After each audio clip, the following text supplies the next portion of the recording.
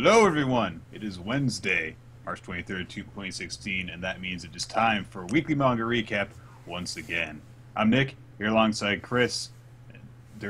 We put a very complex animated GIF in the center of the screen this week. We hope you guys enjoy that. Sometimes it also makes sounds, but you can ignore it. It seems like it's reacting to us. That's actually just a well-crafted illusion. It's like I am a highly programmed AI, just meant to make it so you guys are less lonely. It's like an old WWE Rock promo after he went to Hollywood for a bit, where he's like, "I'm here in Sacramento," and Vince McMahon's like, "Well, what are you doing here, Rock?"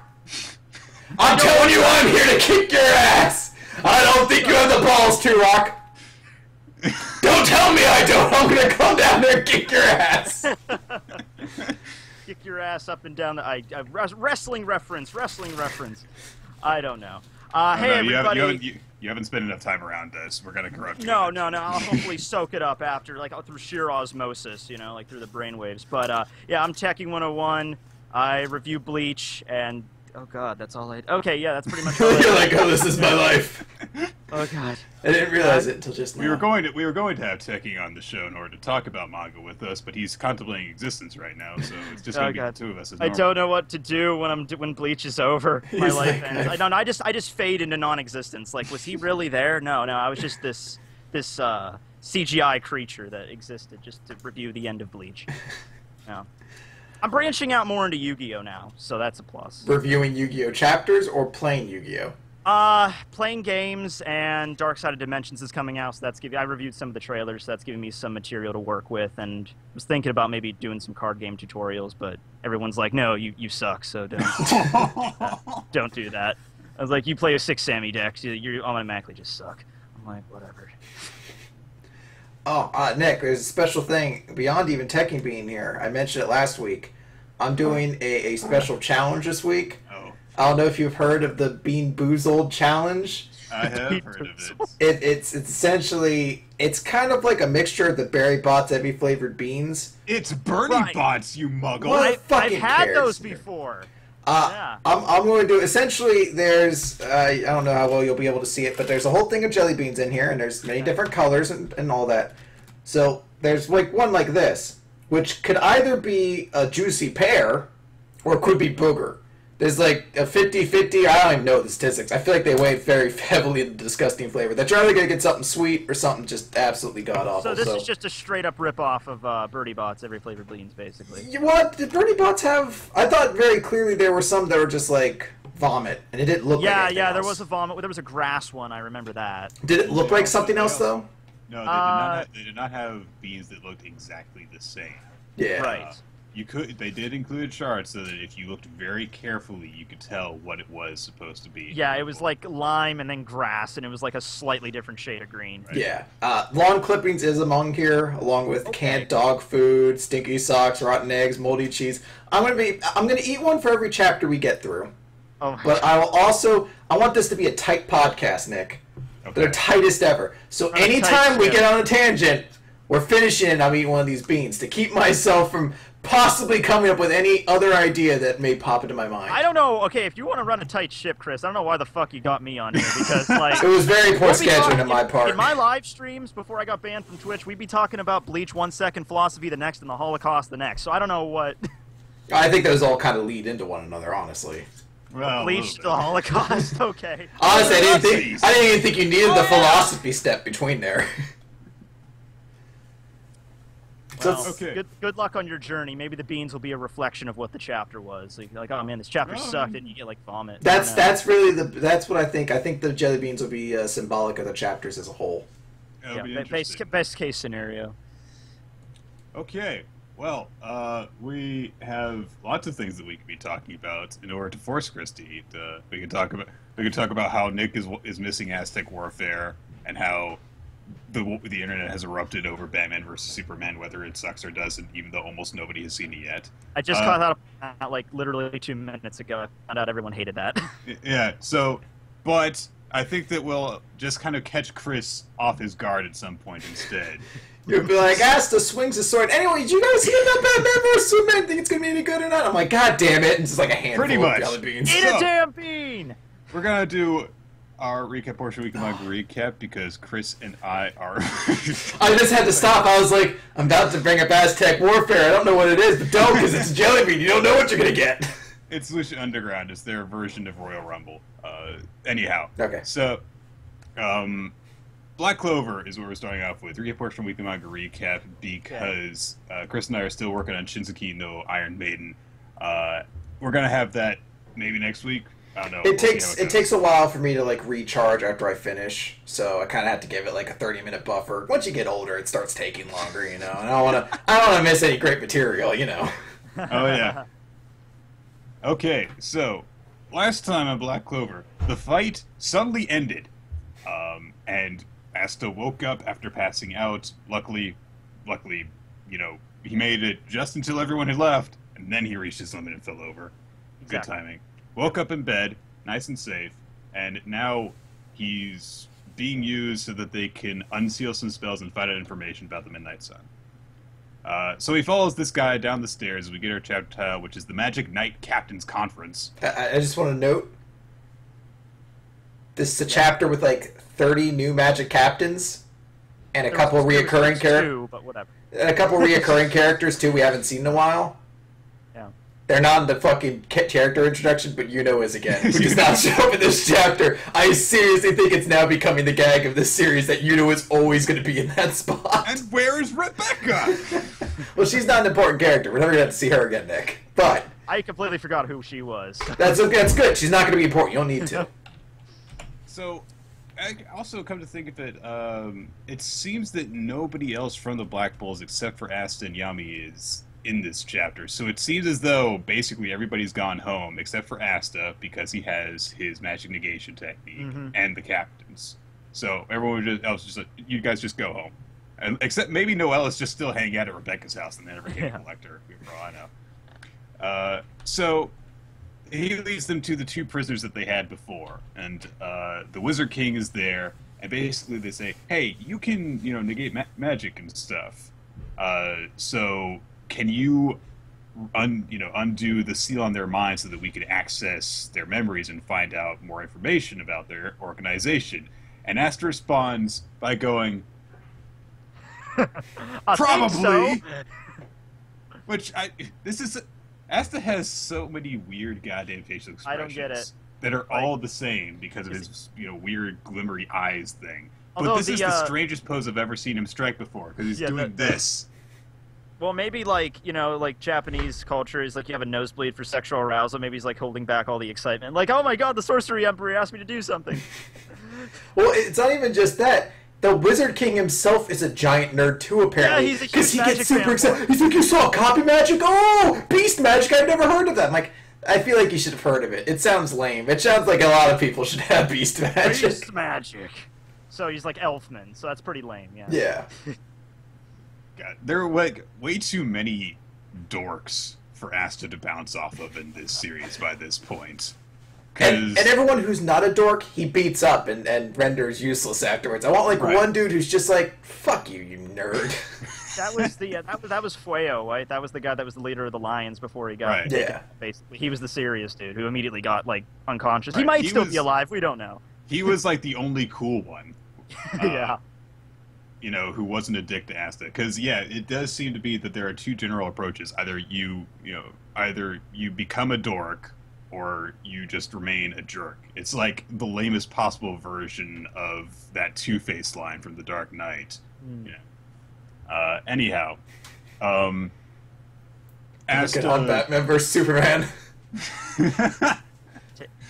Asta pops the captured wizards on the head with the hilt of his sword, and immediately they start interrogating them. Marx, I guess, starts probing their minds, and it almost looks like he summons electric chair. Yeah, you got like spikes coming down on him or something. Yeah. It's very intimidating for "I'm going to look into your mind" kind of visuals. And you might die. We don't know. Might be a side effect. So then we cut to elsewhere inside the palace where the Mage Knight captains have gathered. Mm-hmm. And... okay, we've got Tekking here, Oh, So you're going with this where I think you are.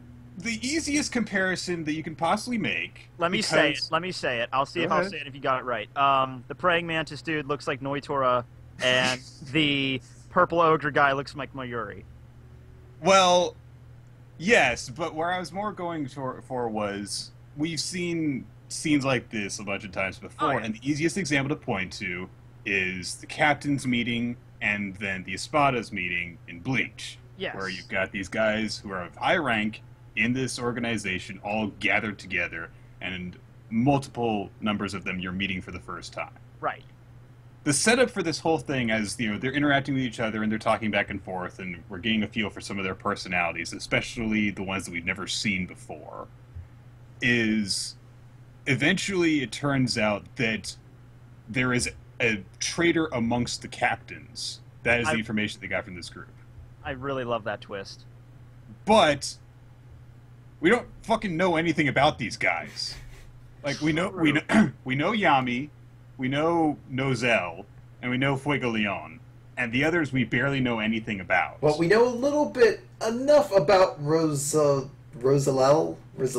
whatever, Charlotte. I guess is the Charlotte. easier name to remember. Sort of, kind. Yeah, just go Charlotte. Yeah, we know she's a man-hater who secretly has a crush on Yami, and I would not be surprised if that is the depths of her character, by and large.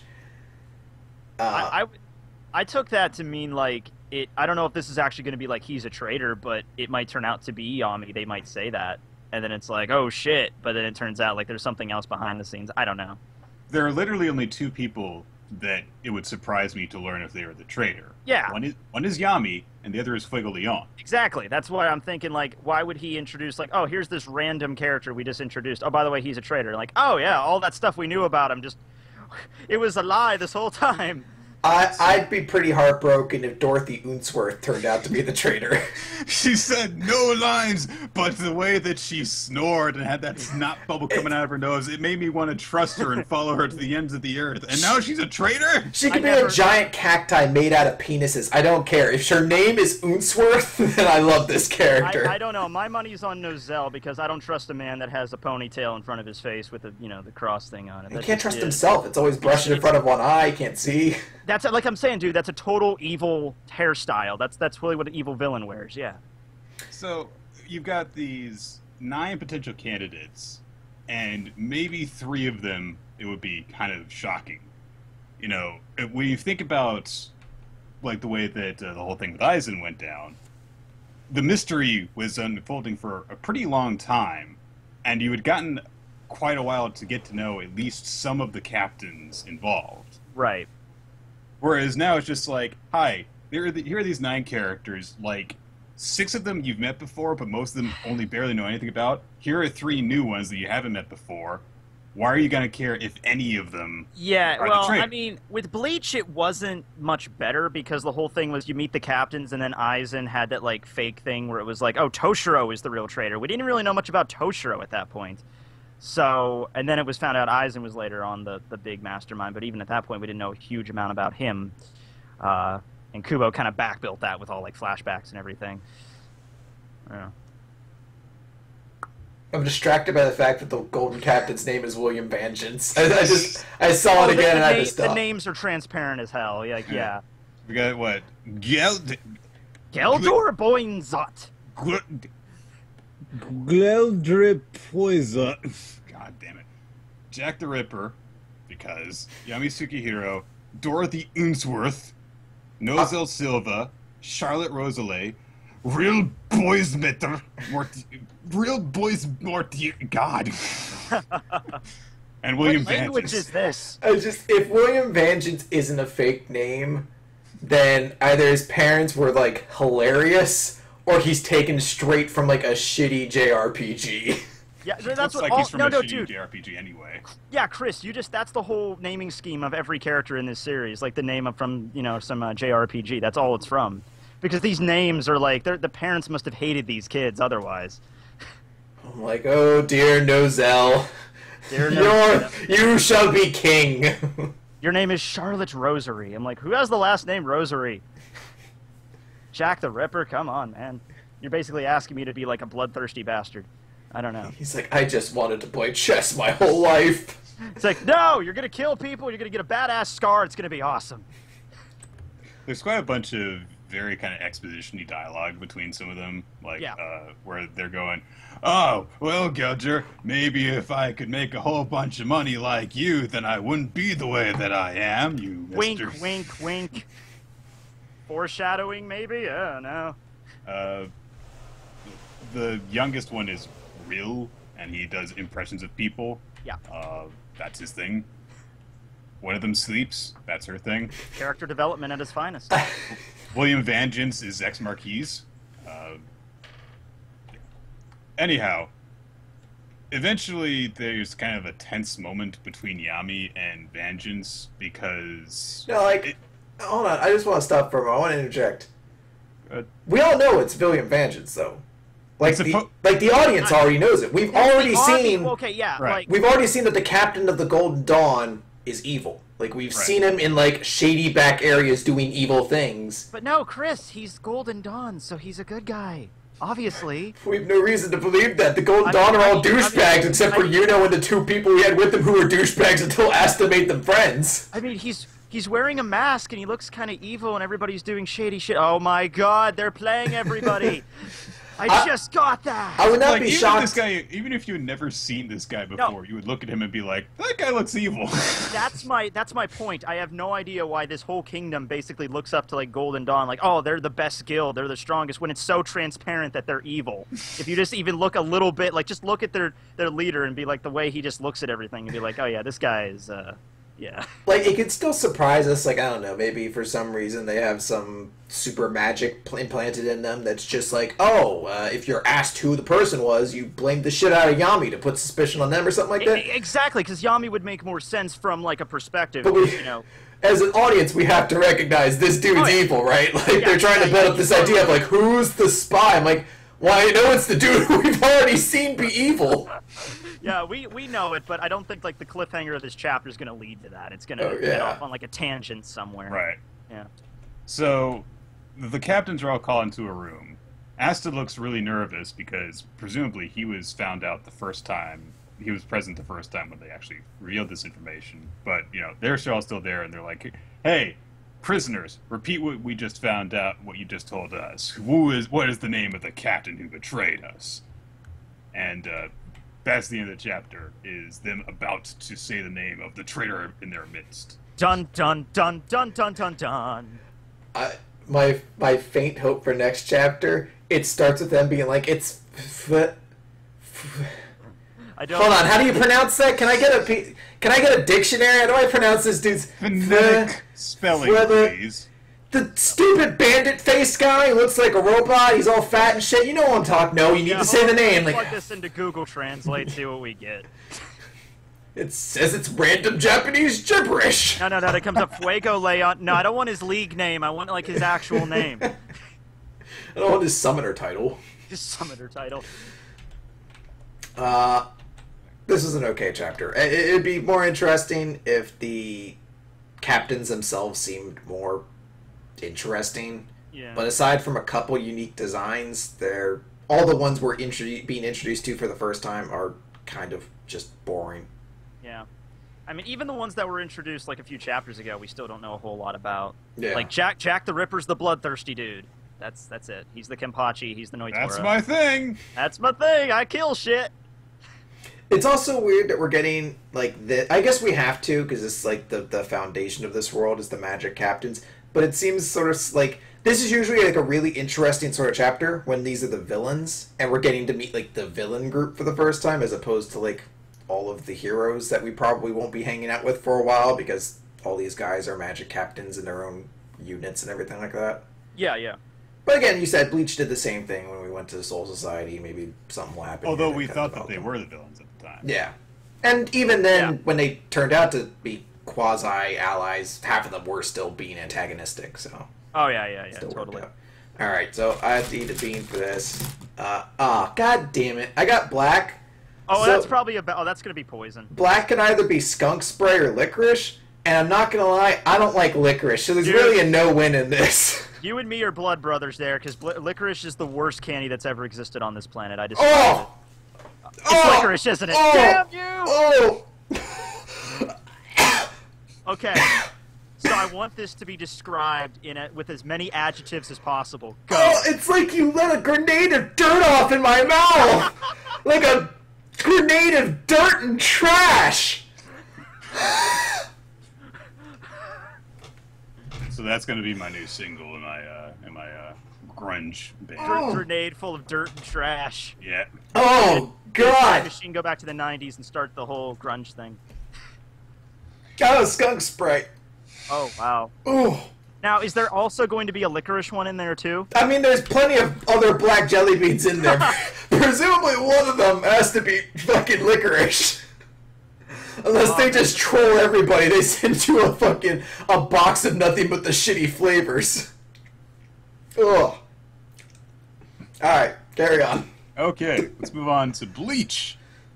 Okay, you could go without me. It's cool. I haven't read the last like 10 chapters. It's cool. I haven't followed Bleach in a couple months. Did Shunsui win that fight with Lilia? Nah, it's fine. I don't care. When last we spoke, actually, it's kind of appropriate because Gerard had just done his growth thing when you appeared, and now we're actually just getting back to that fight. We're looping back, although Kubo's Right. been pretty good at, like, because when it was like with Pernida, it was like this just straight up fight with Pernida. Lilia was the straight up fight. With Askin and Gerard, they've kind of been, he's been bouncing back and forth a little bit between their fights. And then Well, it what hasn't was just been them. There was all the stuff with Ichigo and Ishida, and then Chad getting separated from them. Yeah. Chad's fight with the rock golems, guys! We're gonna get to it soon! Hey, no, I don't give a shit about Chad. I want to see Gonju. Yeah. He's the star of this show. You know? The Ganju and others. I was so upset by that because I knew Kubo was going to have to, like, create some random fodder enemies for Chad or somebody else to fight. Where's statues that are evil? I It's didn't just make gonna be the enough end of the series, letters! And then Chad is going to be on top of one of the heads, and he's like, oh, that was kind of hard. Anyway, we did our fight. And Ichigo's like, we had to defeat, like, fucking God! You're like, yeah, well, these stone guys were strong, little bit. And Kubo afterwards, like, maybe I shouldn't have had Yuhabak kill, like, 3 Stern Ritter during his ascension that hadn't done anything. Back, like, a bunch of characters and not use them, like Ganju or the Fullbringers. Maybe that's just a crazy fucking idea. Well, greatly enough, we finally get the long-awaited return of a character everyone's been clamoring to enter into this arc. Not that she amounts to anything in this chapter, but she is here, remember. That's a weird way to call Kenpachi. Yeah. He has a sweet rack. Just a little bit, yeah. So, last time... He inherited Unohana's powers and her tits when he killed her.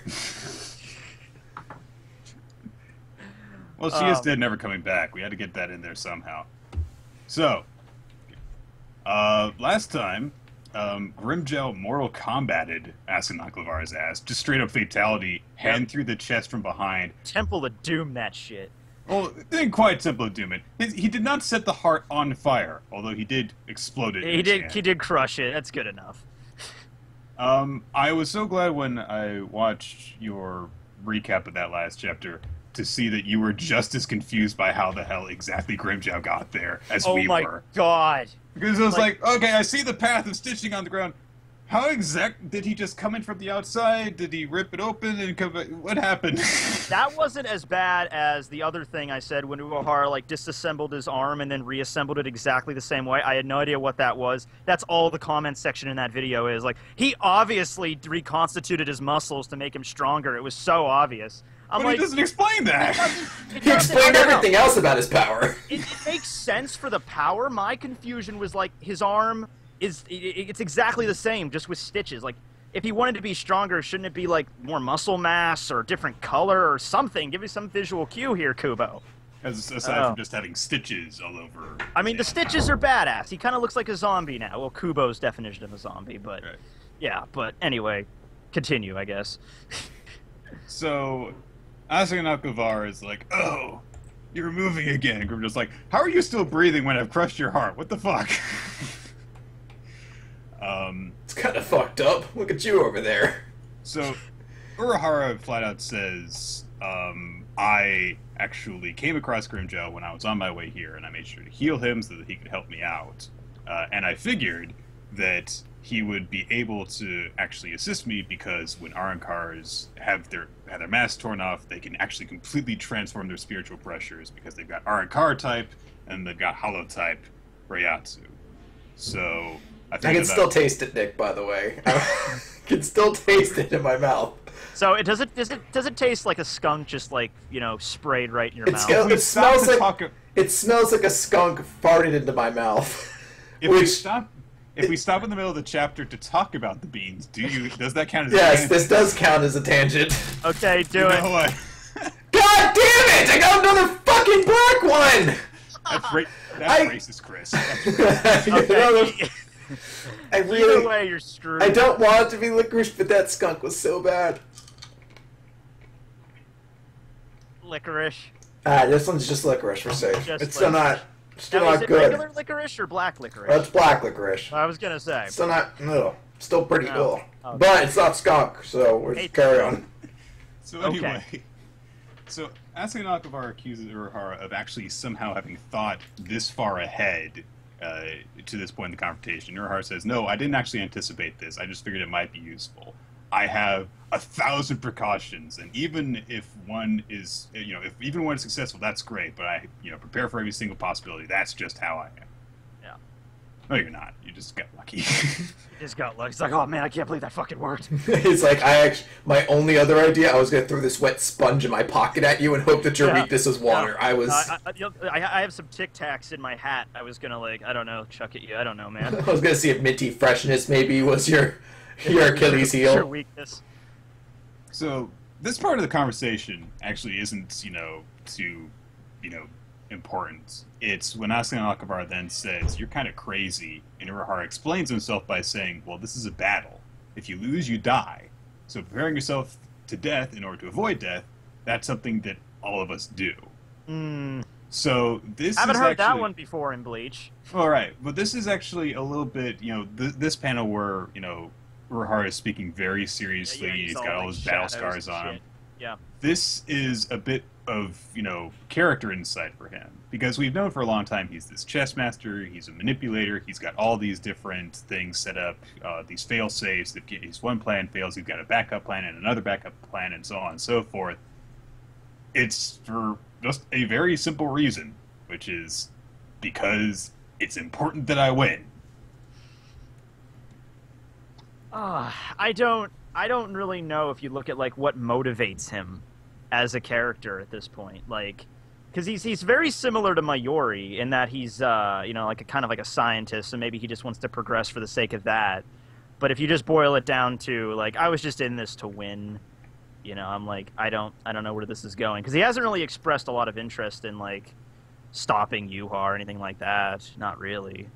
I'd be more intrigued by this if or not maybe necessarily intrigued, but more satisfied with this if maybe we had a little bit of a link to the time when he was completely defeated, which is when Aizen created the visor and he had to get kicked out of Soul Society and stuff, because at that point he didn't have plans that he could fall back on. He lucked out and Yoruichi saved his ass. Yeah. He had to be saved. He didn't have all of these plans that could help him out.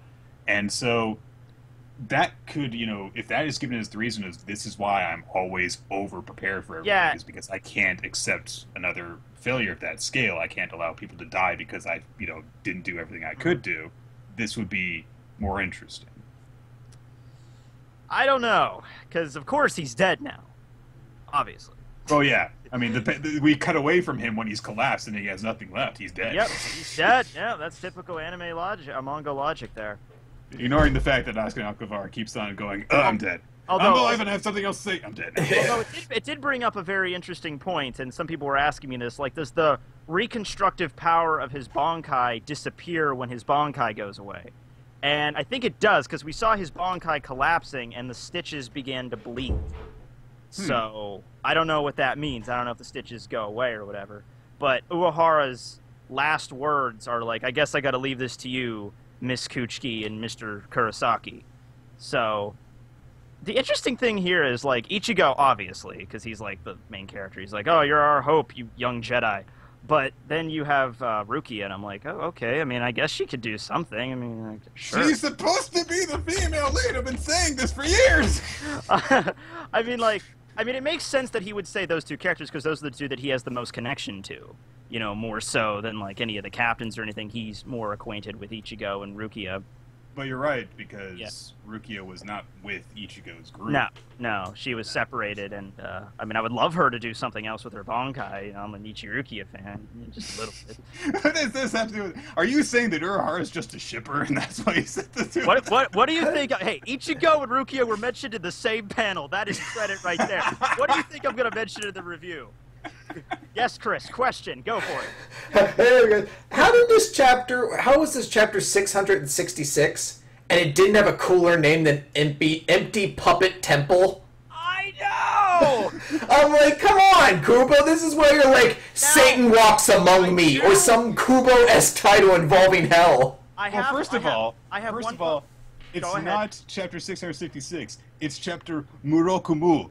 Because the chapter number is not in Roman numerals, it's in Japanese numbers. Yeah. So it's like Kubo's like, I want to do something with this clever, but I'm late for some. I'm just gonna do this. Now look, I have heard, and I don't know if there's any credit for this, but I have heard that in Japan, the number 666 isn't like as demonized as it over here in the West. The number over there that's apparently worse is 999. And that's why Yuha Box thing is 9. It's like 9 years, 9 days. That's what I've heard. But if that's the case, why did the third season of Digimon have Myotismon come back at the 666, the Hours of the Beast? I think about my childhood. I'm more surprised that 4Kids let that slip, because that is I was really shocked about it at the time. I didn't even notice that wasn't 4Kids. That was Saban. So oh, right. Yeah, okay. 4Kids would not have let that go. No shit, no.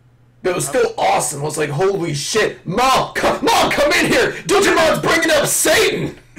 Come in here. They're summoning the devil. This is awesome. Mom, get out the toilet. They're bringing up Satan on the Content Fox box. Oh, the Fox box. Oh, God. Tangent.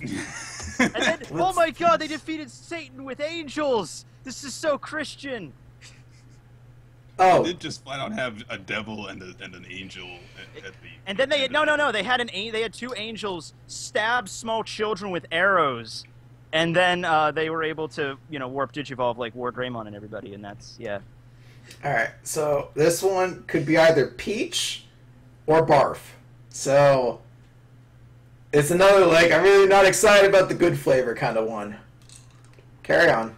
Good luck. All right, so. Askin Alkavar falls over after Grimjow spews into death. Okay, let's just keep going while he's puking.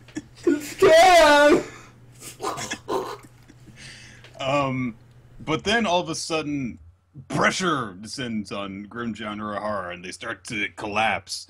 And Askin Alkavar is like, I'm not dead. I have something to explain. Let me explain my powers more. He explains that he had actually been holding back on the intensity of the Gift Ball Deluxe surrounding them all, basically because he was worried it would affect him too. That's how powerful it is. Even his own immunity, it might actually start to affect him because he's inside of it. So now it's super, super intense, and he doesn't even have the strength to stop it if he wanted to. So basically, he's going to take Urahara and Grimjow down with him. Yeah. I mean, I guess if you're going to go out, he's going out like a champ. Yeah. And he clearly on saying, I'm sure you've got some sort of plan in mind for this. So, I'm not going to say it's fatal. I actually had to get the Viz media translation for this, like the official one, because there was a sentence when he was explaining how his power doubles. It doesn't make any sense in like traditional scanlations. But the panel where he says like it's fatal, that's way cooler in the scanlation because he's basically like, I sound like a broken record with the fatal stuff. I'm dead. Goodbye. Which I think that fits his character more, so I went with that. And I did a whole tribute to Askin, where I go on like this soul-searching journey, and I'm like staring at a sunset, like he's dead now. Oh, he is sad. He appears in the sky, and he's like, "Continue on with your work." Yeah. No, that's he was my favorite Stern Ritter, easily. Oh yeah. Yeah, I mean, Then again, it was Master Masculine, but He I mean, didn't- Aston Naklevar is an actual fully developed character. Yeah, Mask was pretty cool. Bambietta was pretty hot. Isn't that the basis we're judging him off of? Well, if we're going by that, I'm going with Meninus McAllen all the way. I mean, sex might be a little difficult there, but she's still pretty cute.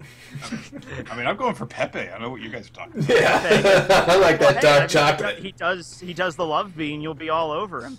He's like, oh my god, that beard is so freaking sexy. Finally, a man of my complexion. You're like, No. sure. So, the fight, it seems, is actually over, because it looks like Aston Naklevar is actually dead. I mean, this seems like he's actually... His heart's been ripped out. He cannot recover. He cannot be like, I've become immune to a fatal dose of missing heart. Yeah. So, but this fight's kind of been weird, because in the others that we've seen involving in what these ways, four leads- Chris and Nick? In what ways? We just had Well- like Lightning Neko chick and giant Bonkai woman. Like, what other ways was this weird? Well, think of it this way. The fight between Mayuri and Perdita was basically between two of them, but then Nemo got involved. Then it was between Shunsui and Lilibarto, and then Nanao got involved. Mm-hmm. This fight, despite having more people involved, has really actually been Urahara versus Aston Naklevar overall, because pretty much everyone that's been involved in this was there because of Urahara and was being assisted and set up by him.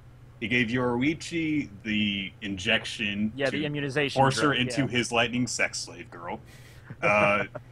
He set up Grimjow. Really, the only person who was there, because, Ichigo and Chanrime also came across Aston Naklevar. Really, the only person who was there, not because directly of Urahara, was Yushiro. Yushiro, who might be dead. I'm cool with that, though. Well, later on, Nell says that there are 4 Reiatsu Yes, signatures. so Yoruichi, Urohara, Grimjow. Unless Aston Naklevar is alive instead of him. Oh, that'd be so sweet. Oh, I would Traded love in that. Yushiro for Aston I would love, best case scenario, I would love him to be like, after the battle, he turns out to be alive this whole time, and he's like, yeah, fuck this shit, I'm going home.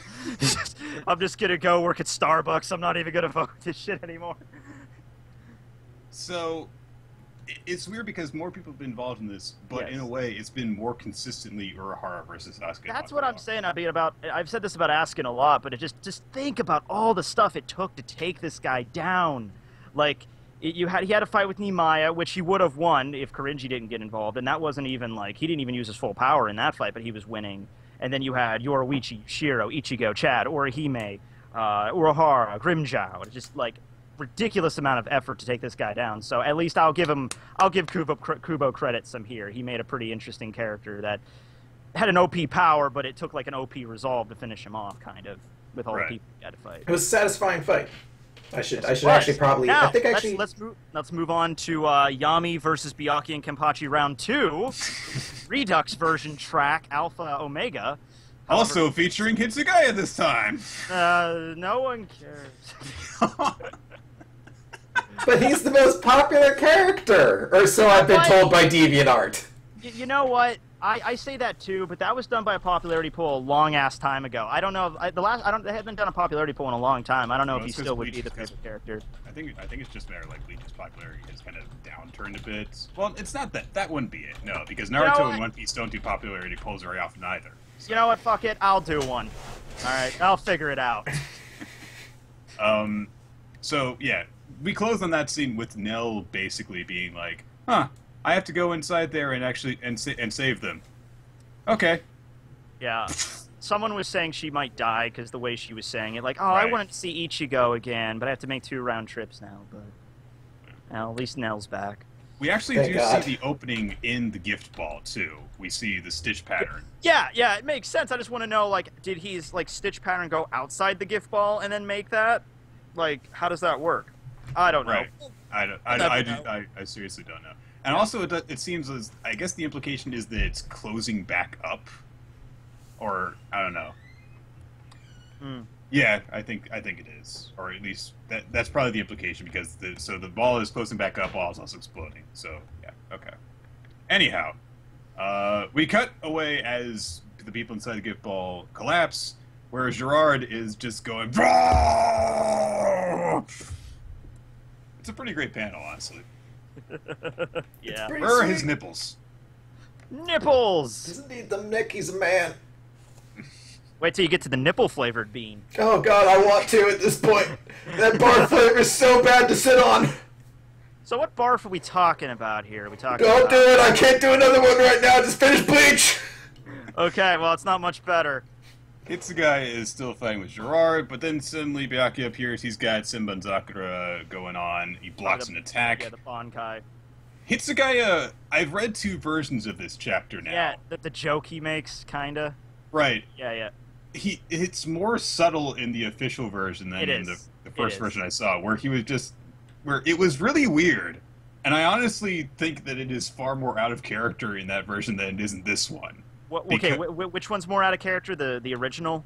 The Scanlation version I saw basically was just like, "What, you guys are think I'm always being serious? Why can't I joke around and stuff?" That was like really out of character, particularly in this situation when they're Right. like facing on a giant that could just step on them. Like, let's crack some jokes. I'm like, you're not the joke cracker kind of guy, Toshiro. Whereas this time he goes, with the height difference involved here, Yeah. we're still at the disadvantage even with 2-on-1. And then Byakuya kind of gives him a look. And he's like, "Were you looking at me like? Are you saying I'm always at a height disadvantage?" Gives him a bit of a kind of an Edward Elric kind of thing instead. Which Byakuya expressed kind of an emotion, sort of. So that was pretty rare to see. He kind of smiles. I do like where he goes like, "Are you saying I always have a height disadvantage?" It's like, No, I would never do that, Captain. No. Anyway, Zaraki shows up, cuts off Gerard's arm, and is like, "What are you guys doing struggling against these guys? Why are all the captains wiped out? You guys suck." So yeah, it's the 3 of them versus Gerard right now. It is. But You of know course what? he's injured Gerard now, so he's presumably going to get even bigger. Exactly what happened to Yami. Exactly. Like, he shows up, it's like, no one can touch the fucker, and he's like, "Oh, I'm just going to cut off his legs, because I can do that." But, I'm not even mad about the rehashing as long as this is done right. Like, because the Yami fight was just, glossed over. I'm curious as to whether or not Kenpachi has his arm back. Because it was literally... After it was... Yeah, like, his legs were just, like, crushed, but they were still there. He literally ripped his arm off, so I don't know if Mayori's healing pods could, fix him up there, but we'll see. I'm not nearly as excited to see where You don't seem very pumped for this fight, Nick. He's a giant dude. Whatever. Come on, a giant dude! Kenpachi using giant meat cleaver, it works! He's gonna cut him right in half, and then he'll make up some stupid bullshit power where he can, like, divide his body or something now. And then, like, Hachi will show up and magic bullshit something into his body to kill him instead. Yeah. Farewell like- box. That was actually the name of that technique, farewell box. Yeah. Oh my god. But we got the end of the fight with Asuka and Alcavar. I'm pretty satisfied Yes, with I'm that. pumped for that, even just for this. And yeah, we have to wrap up after the Gerard fight. What do you think? Do you think we're just gonna go straight on to like what's going on with Yuha, or are we gonna focus more on Uryu Ishigo thing, or Uryu Hashwall thing, or? I imagine we'll get a little bit of development with Ichigo and company going to. By company, to- you just mean Orihime. Yes. Well, I don't know. But I do think the next big thing after that is going to be Jugo versus Ishida. Yeah, because we're starting to run out of fights now. Yeah. He's just going to be like, "These are my real Elite Four guards." Oh my The god. real 6 funeral meats. Here's Sternritter Omega and Sternritter Sigma. I got Greek alphabet too, motherfuckers. Yeah, there's my a God. lot more. Do you remember Kumo Shaz? had 20 more character designs sitting on the back shelf. Do you remember Shaz Domino? Yeah. Yes. Yeah, he's Sternritter Sigma. This is like, this is confirmed. There's a whole story with him I did a video on. It's insane. But, yeah. So I wouldn't put it past him at this point. It's all those other people that Grimmy Or, thought up. Other people have been saying he could technically use Yama's Bankai, which I'm even doubtful because I'm even doubtful Kuba remembers that Yoha has Yama's Bankai. But if he could use Yama's Bankai, he could bring back, like, the dead Sternritter. I mean, like, that would be cool, I guess, maybe. If more people show up to confront Jugabak, I imagine that would be a good way to kind of Like, break it back down to Ichigo versus Jugabak. It would be, but like Yuha has so many freaking powers at this point. Like, I don't even know what they're gonna do when he get to him. You know, he could basically just like wag his finger at them and just like blow them off the freaking Varvelt. I am honestly kind of. I really have no idea exactly what is going to go on here because. No, I don't. Because we haven't seen Ichigo really use his new Zanpakuto. Yeah, no. I mean, people were pissed when he lost. Yeah, people were pissed when he lost to Askin, and I'm like, well, Askin's power, like, you can't just run into that. You're gonna get fucked no matter if it doesn't matter if you have like, because Ichigo's always been like a straight up frontal fighting kind of guy, you know, and Askin's power is completely contrary to that. But yeah, I mean, once he gets there, maybe his Bankai is gonna be different. I don't know. I don't know. I was thinking because like, imagine if instead when he fought like Canis Catnip and all the other the Sternritter clique, yeah. Who didn't really end up doing very much after that fight was done anyway, because, Lil Toto and Giselle just, went to confront Yhabak and died off panel. Well, Latato died. The zombie girl's dead. Zombie boy girl's dead. I don't know. It's kind of up in the air. Okay. So, and also there was that mustached guy who was just like, why weren't we chosen? His name was Robert Akutron, and he doesn't get the respect that he deserves, Nick. He had a fucking briefcase. He also shot someone right in the fucking head. Yeah, I know! He was actually pretty sweet. Yeah, that time he was awesome. Sternritter and the nitwitch, Not I named. don't know. Not named forever. He was Colonel Sanders Quincy for like 100 chapters. Imagine if instead we got, just a little bit of a fight to, show this is what Ichigo's Zanpakuto does. I don't know. It's going to be a little weird if we actually just head into the final fight and it's just like, this is all the stuff that Ichigo can do. I mean, I don't see him jumping to some incredible, like, crazy new power. I mean, he might have, like, a different shape Getsuga. Okay, so I'm going to bring this up just really quickly as a caveat. It's going to sound crazy at first. Nick, do you remember my friend James? Yes. Okay. He had a theory, and it's pretty popular on his channel, about Ichigo's true power, and he's thinking it's water-based because of all the different symbolism that water... I mean, it sounds like, oh, that's just symbolism, that's just supposed to reflect his emotions. He actually explained it. So like the rain and inside of his internal mind. Yeah. You think that it's going... And Kubo references the rain a lot, and it's easy just to say that's just symbolism, that's just, comparing to his emotional state. But he actually goes on to explain it, and you start to think, like, knowing Kubo, I could totally see him making that flip. I could. So I'm not going to throw that off the table. It sounds crazy at first, but just think about it for a few days, and it'll, like, maybe. Well, I mean, I wouldn't be surprised by anything, just as a matter of the fact that Ichigo has so many different types of powers. Yeah, true. And just, I can't see him, like, fighting Yuha. Like, even fighting him a little bit with Yuha's power with just using the powers he's displayed so far. Right. I just don't see it happening. Well, I don't know, I have a little bit of a hard time buying fully into that, mostly because if there is one thing that we got out of the Fullbringer arc, it was Chad's observation of this is how Ichigo's, fights, is he cloaks himself in his own power. Right. So I can't, necessarily buy into that. I can agree, it's like, yeah, there's symbolism with, the memories in the rain stuff, the rain inside of his internal mind and so on and so forth. But I don't know. It's just an idea, just throwing something out there, thinking outside the box. I don't know. And theories are fun. Yeah, theories are fun, yeah. Okay, Chris, you can eat your bean and we can move on to the next series. Eat the bean! This could either be coconut or baby wipes. I was going to say sperm. Because well, that would be very illegal to sell to children. And I don't want to be the dude who's like, oh, it tastes like sperm. Like, you got that pretty quick. I'm like, I just knew it didn't taste like coconut. You don't have to say sperm. There's other words. You love juice, like what? I like coconut, so... It's baby wipe.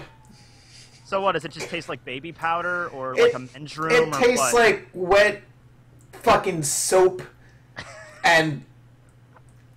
Like, I ate this tissue, essentially, after I dipped it in soap first. I hate this game. Do you they need me just to do messed with- Fairy Tale, dude? Would it be awesome if they just messed with you and they were like, okay, you could have these good flavors, but all the beans are just bad flavors except for like the one licorice? Yeah, well, here's the thing. This one is the one I want to get. Because this can either be Berry Blast or toothpaste. And toothpaste is fine. I'd eat toothpaste as a flavor. But I keep don't know, getting fucking skunk dump and I'd say skunk baby dump. vomit and all these awful things. I don't know. AIM is probably my favorite toothpaste of choice whenever I want to, delve into that sort of sweet. But I would say Colgate is Cooking probably with my. teching. Your gimmick is I already, dude, I did a toothpaste 6-episode series on making toast. All right. All right. So Fairy Tale. Fairy Tale, chapter 478, Stealth. So last time, his name was Lassum, wasn't it? Jacob Lessio, I thought it was. Lessio, something like that. I thought. They don't say his name anywhere in the first couple pages, so I just go off what the introduction explains him as Jacob. So Jacob has appeared. He teleported everyone out of the guild except for, essentially at the time, just Mavis's ghost, and it turns out Lucy and Natsu also managed to escape being teleported away to, I don't know, Death Realm or wherever it was. Death Realm. So Natsu is fighting back because, as we remember, Lucy is still recoiling from like the one knife that was thrown her way last week. Yeah. And Lassib, or Jacob, whatever you want to call him, blocks the attack, and he's like, "I'm all fired up." And I guess he just is being a dick. I thought that meant to be like he takes the attack and gains the magic of it, but I don't think that's No, exactly Chris, it. that would actually be clever. Yeah, no, he just seems to, like, for some reason spontaneously be like, "I steal your catchphrase that I don't know if I myself have heard before." He also He's doesn't kinda look like a fired up in joking- this. He doesn't look fired up in the slice either. He's just going. Yeah. It's weird. He keeps like this. He was kind of joking around with like the 4 wizard saints too a little bit. Like that's just part of his personality, but he doesn't really expose it very well on his face. So he Yeah. punches Natsu. Natsu comes back. They have a little bit of a back and forth. Oh, the DDT! The DDT!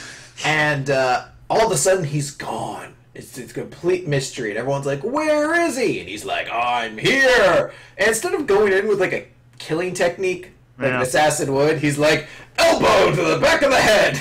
You're like, all right, I don't think he could have gone for something a little bit more extreme there. But then he's gone maybe. again. Because he's a magic assassin and just go fucking crazy. He'd be able to kill you. And Mavis says something that I find interesting. She's like, "It's stealth magic. That makes you completely invisible." So then Jacob stomps her head, which is pretty funny. But then he's like, "That's not all. I can also see things that are invisible. For example, this ghost here."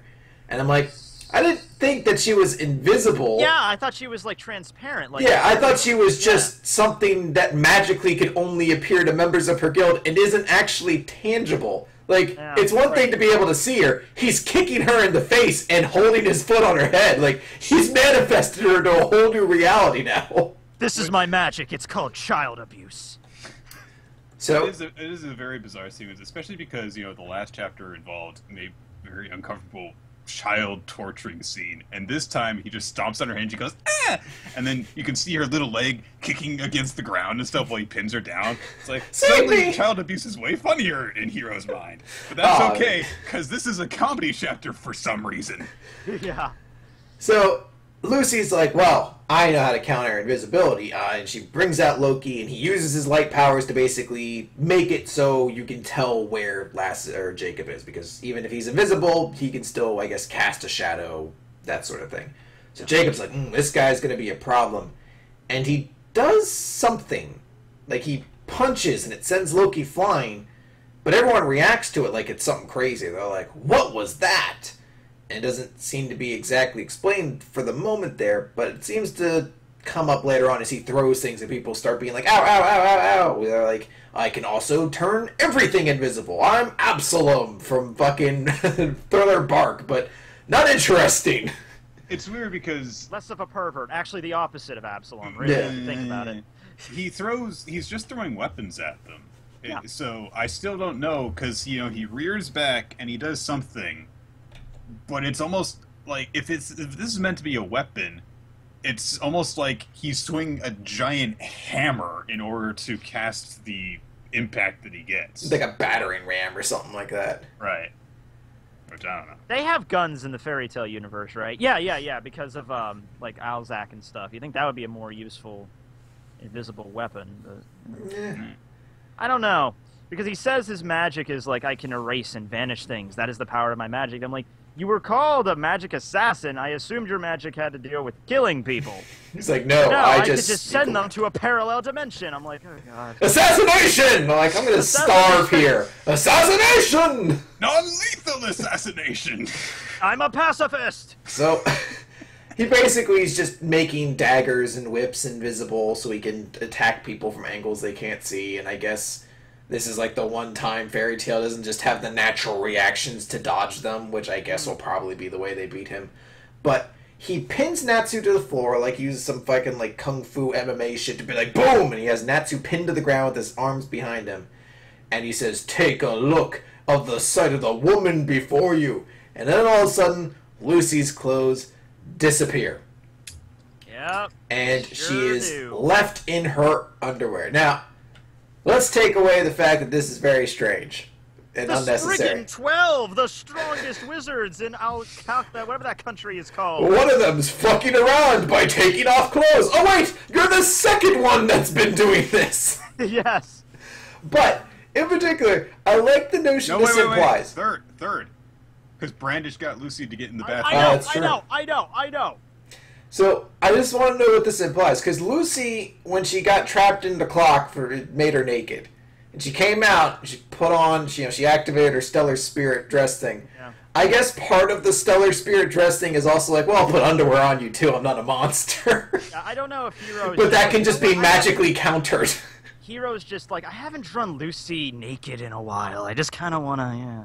It's been in one chapter! Yeah, but No, what I mean is last chapter she was naked, but before that, not really for a while. So he was like, yeah. it's almost I been gotta- a month since we've seen Lucy in some kind of horrifyingly.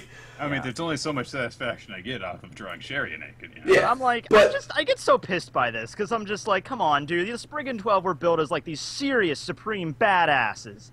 And it's like, I will make your clothes disappear, but I'm really shy, so I can't look at you. I'm like, come Yeah. the fuck on. So Natsu doesn't even care.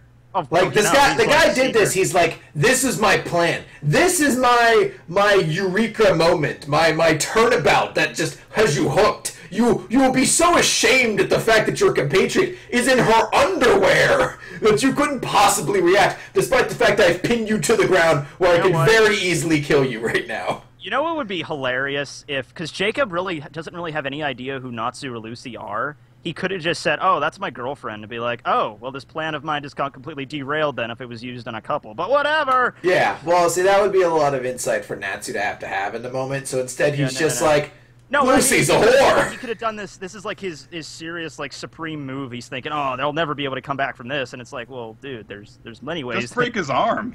Yeah, really? Come on! So- You can summon an invisible sword and just stab him through the neck. Come on, man. So Lucy notices that Jacob is not looking. In fact, he's turned his face away. And he looks like me after I've eaten one of those jelly beans, where he's like, because apparently he can't stand the sight of a lewd woman. That is unconceivable for him. He can't bear to look at it, which calls a lot to question why he created it. He's unable to look at it himself. He is gift wrapping their victory for him. It really seems like a sabotage. It's really bad misplay on his part. I feel like he had the game going. He had started to build up a lead. He was snowballing, and he just throws the game at Baron for no reason. Like He could have killed him so 1v5ing many the times. team. You started it. Why did you even try? You're level 7. You don't have smite. You're never gonna do this.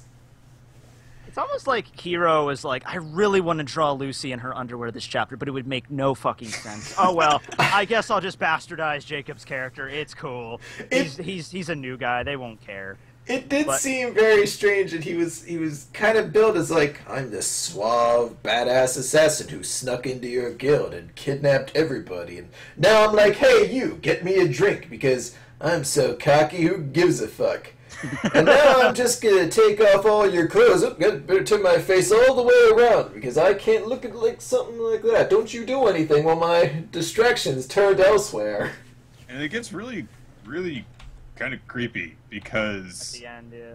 because they're just like, oh, look, she's just stripping now. Oh, she's completely naked. And Lucy's like, yeah, I'm totally naked, yeah. She should be used to it at this point, honestly. Yeah. And so Jacob is just like, oh no, my plan is a failure, and he releases it. And so that gives Lucy and Natsu apparently the ability to recover fully and kick him in the face. Yes. Yep. So they kick him in the face, and it doesn't defeat him, thank God. And this has been the end of the fight. I'd be like, this sucked. But he gets blown back, and now he's intense. Like, now he's like, ooh, you brats, you should know better than to make a grown-up angry. Which is a bad line, because when you call yourself a grown-up, it really seems to imply the people you're talking to are children, and you just stripped one of them against her will, so I'd stray away from that comparison. But it ends with Mavis being like, I found it. I found the way to defeat Zareth. How? Underwear. Because the only thing you just saw was someone being stripped, and then... I have a theory. You want to hear my theory? Go ahead, because my Okay. theory is let me put on the let me put on, like, okay, I know what this is gonna go. All right, so last chapter, when Mavis was getting the shit kicked out of her by Jacob, we saw like the Lumen Histoire gem thing, and it was starting to crack. So there's a connection there. And Mavis is supposed to be immortal, like she can't die, and maybe she realized, oh man, I could really die here. And if she could figure out a way to possibly die, then that means that Zareth is like in the same boat. So I don't know exactly the process, but maybe that's what, it's like, oh man, if I came close to death, then this is how Zareth could come close to death. Possibly. Something like that. In the moment, though, it definitely feels like she's like, I could strip someone to my advantage, and Zareth will be so embarrassed he can't look at me while I kill him. I mean... Zareth just wants to kill humanity, but really all he's got to do is get laid. He's 400 years old, Nick. I think he deserves to get some. Well, doesn't everything die around him? Like I said, he deserves to get some. He's a necrophile, then. I don't know. Yeah, alright. Alright, so that's Fairy Tail. It's a very, very dumb chapter. And... oh, sweet! I got toothpaste or buckheads. You fixed that shit. You fixed it. I'm not. I swear to God, I'm just grabbing into it. It is toothpaste, but again, it was still pretty good. I give you a couple more of these. Oh my god. Hey Chris, before we get into the next one, could you send me the link to the Hitbox thing? Hitbox.tv/RolloT. Yeah. Oh, it's RolloT. I was searching for. Okay, I got it. Don't worry. A lot. Yeah, I was searching for something else. There's another Hitbox title with Weekly Manga Recap, so in case you want to... There was one. I think I made it originally. Oh, okay. One time we had to go over here, and I was like, well, that seems weird if I'm going to stream other things, not Weekly Manga Recap on it, so I just made Roll. Yeah, if you want to go and break some thumbs for some people stealing your brand. All right, I got it. Okay. Let's move on to Food Wars. Chapter 159, Growth. I'm feeling pretty fucking brazen now, Nick. All right, let's talk about Batman versus Superman now that we're at it. Well, you guys have fun, because I haven't seen this at all. The only setup for this is right before I came on here, someone posted like the Rotten Tomatoes thing on Facebook, and it was like it had a 33%, and it did worse than the Daredevil movie. And I was like, ooh, I guess that was pretty bad then. That's wow. You can't trust that. There's different critics who go on there. That's so true, so but for the forth. fact it got 33% on Well, Rotten it's Tomatoes, not done yet either. The whole thing is that it's aggregated over the number of reviews it gets, and it's only at about half of the reviews it's going to get. So theoretically, it could get nothing but very positive reviews, but it's still not doing great in its fresh rating, which honestly shouldn't be a tremendous shock, I think, to people. I'm a little shocked it's as low as it is, but You also have to remember context whenever it comes to, knee-jerk film reactions to stuff. Right. Because we've had so many comic book movies recently that have been of good quality. And also... good quality, okay. Well, okay, over the last 5 years or so, Yeah, we've had a lot of I know good what you comic mean, book yeah. films. Whereas when Daredevil came out, we had Spider-Man and X-Men, basically. Yeah. And Hulk? No, yeah, the Ang Lee Hulk, yeah. Right. Yeah. So there wasn't this expectation that every comic book movie had to be really good. And then, Dawn of Justice is following up on Man of Steel, which was a very controversial film critically. Mm-hmm. And also there's been a tremendous amount of hype surrounding it. So I'm not surprised to see that a lot of people are reacting to it negatively if it's not the greatest film in the world. Yeah, When was it released? it comes out this Friday. Oh, it's not even released. Yeah, it's not out yet. That's why people are basing it solely off the tomato meter, because this is just early screenings and critic reviews. But essentially, They pounced on that shit then, didn't they? well, yeah, a lot of people, because everybody's kind of wanting to see what the response to it's going to be. Granted, I mean, this has been in the works for a long time. I remember this being discussed back in like 2009. Yeah. Like this is a long time Yeah. coming. But I firmly believe that no matter really what the movie, I don't think the movie's going to be anywhere near as bad as people want it to be. Like, there's a lot of people who just want it to be a train wreck. I don't think it's going to be that bad. I know it's not going to be as good as the fanboys are trying to make it out to be. Like, I've heard some people be like, it's the best superhero movie ever. Like, there's not a chance of that happening. I saw trailer 2. There's no chance that's happening. it's not the superhero movie we need. It's the superhero movie we deserve. Yeah. But I firmly believe it'll probably be okay. I think it's going to be exactly like Man of Steel, where when I leave the theater, I'm like, this was an okay movie. And then I stop to think more and more about it, and I'm like, Superman shouldn't have had to... Superman should have just saved his dad. He definitely shouldn't have been cool with his dad suggesting you let that bus full of kids drown. That was a weird moment. In general, I like Marvel more just in the universe and in the movies. I don't really respond that well to DC movies. I'm way more pumped for Civil War than this. Yeah. But I'll see it, and we'll see where it goes. I'll try to judge it on its own merit. I shouldn't have done this, by the way, because my bean punishment is skunk or licorice again. So just carry on. How many of the fucking Blackwoods are in there? I don't know. I feel like I'm getting nothing but them, but whatever. Just carry on. You're gonna see me grimacing in a moment. Let's talk about a manga that's all about great food. Oh! Oh! Oh! Oh! It's so bad! Yes! Oh! Oh! Round 2! Oh! Why? Oh my god. Oh! Carry on! Chris, I'll just mute myself! I hope you don't have to kiss somebody of significant value in the upcoming hours, because he's like dying. Oh my god. It's Food Wars time. You know, I kind of sort of want to buy those, though, just because of his reactions. But anyway. Yeah, Great Food commercial. Wars. Great yeah, for advertisement. I haven't read this one, but yeah, go good. for it. Yeah. We actually opened with the color cover.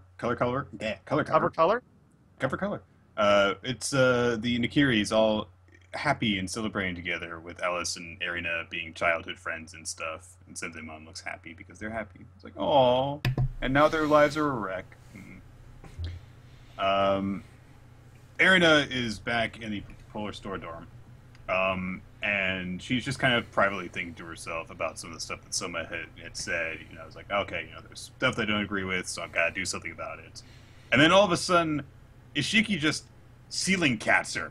Just comes in through the ceiling and removes a tile and is like, how are you doing there, Nikiri? And she, of course, freaks out over this.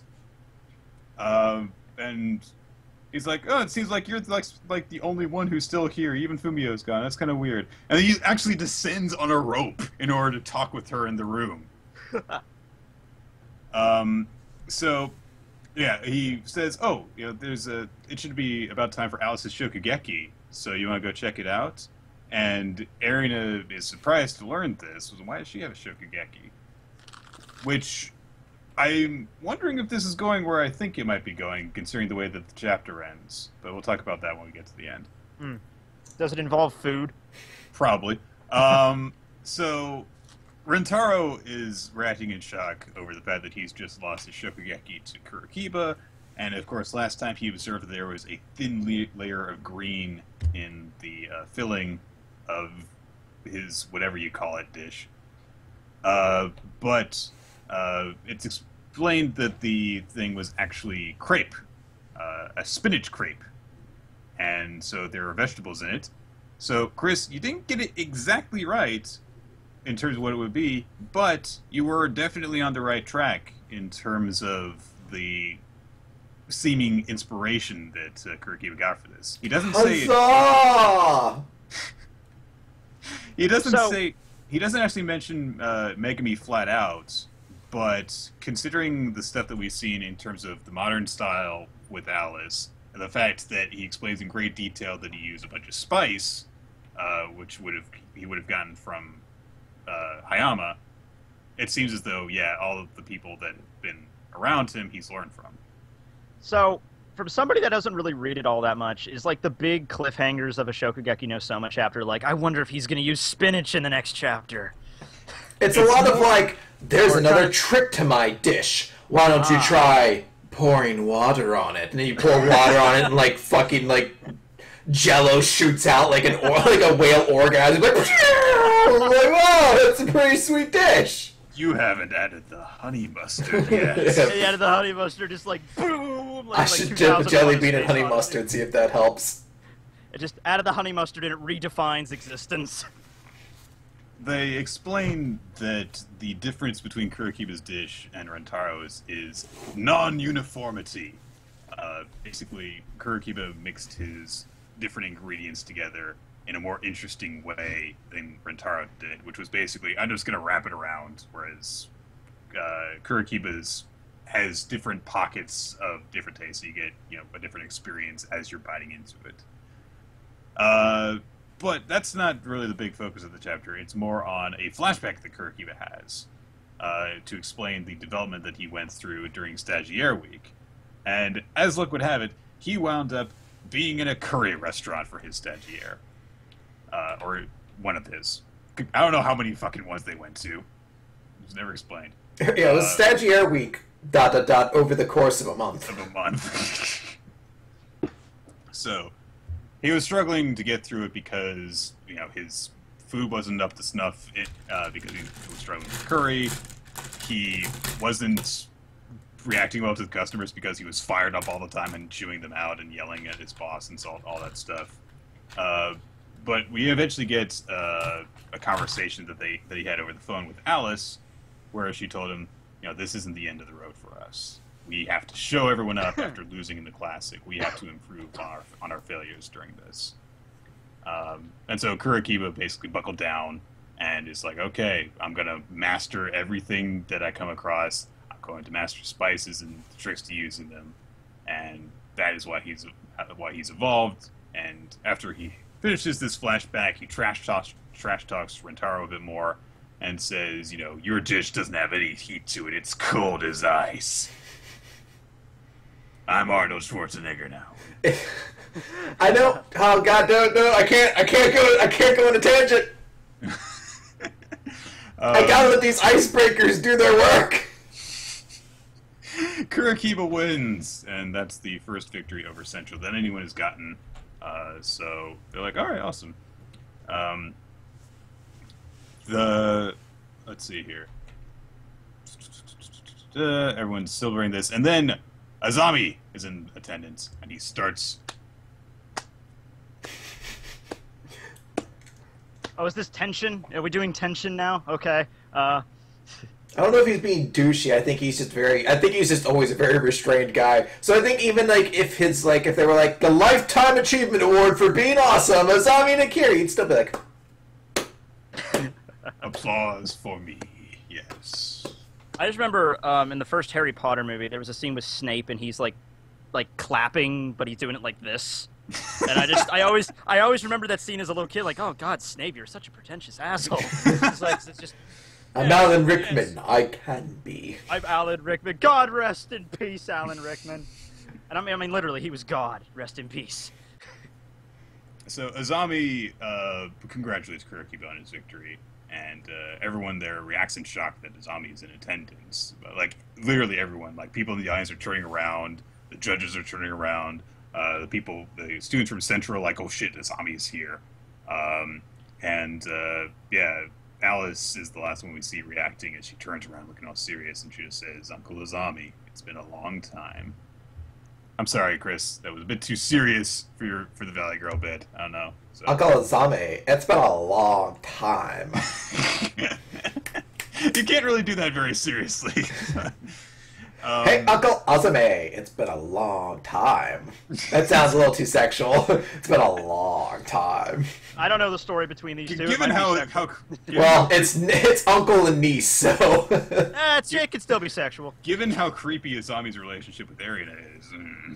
I'm actually super stoked about this though, because I like the idea. We haven't seen a lot of the reaction openly of people challenging Azami, and Alice in particular is one of the most interesting ones because it's not Erina. Like, this is the person who has the closest relationship with this man, but isn't mind fucked by him as much as Erina is. Right. So- The only other one you can really say that about is Senzemon, and he's taking a very passive role in everything. Yeah.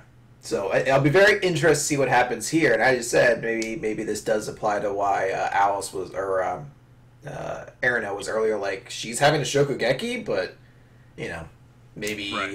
Azumi has favoritism towards Alice as well. Who knows? Well, I'm Or it's curious. the reverse. Maybe hates the shit out of her. I'm thinking because that did not seem to be a case of her cooking society had a shokugeki. It seems like it's about to happen. Mm-hmm. She's got something else she's got to do. So it's like, is she going to try and go up against Azami? Is she going to try and go against someone else from Central? Maybe one of the actual members of the council. And if so, what is she going to be trying to accomplish? Is she going to be like, hey, leave Erina alone if I win this, or what's going on? So it's an intriguing cliffhanger to leave off on.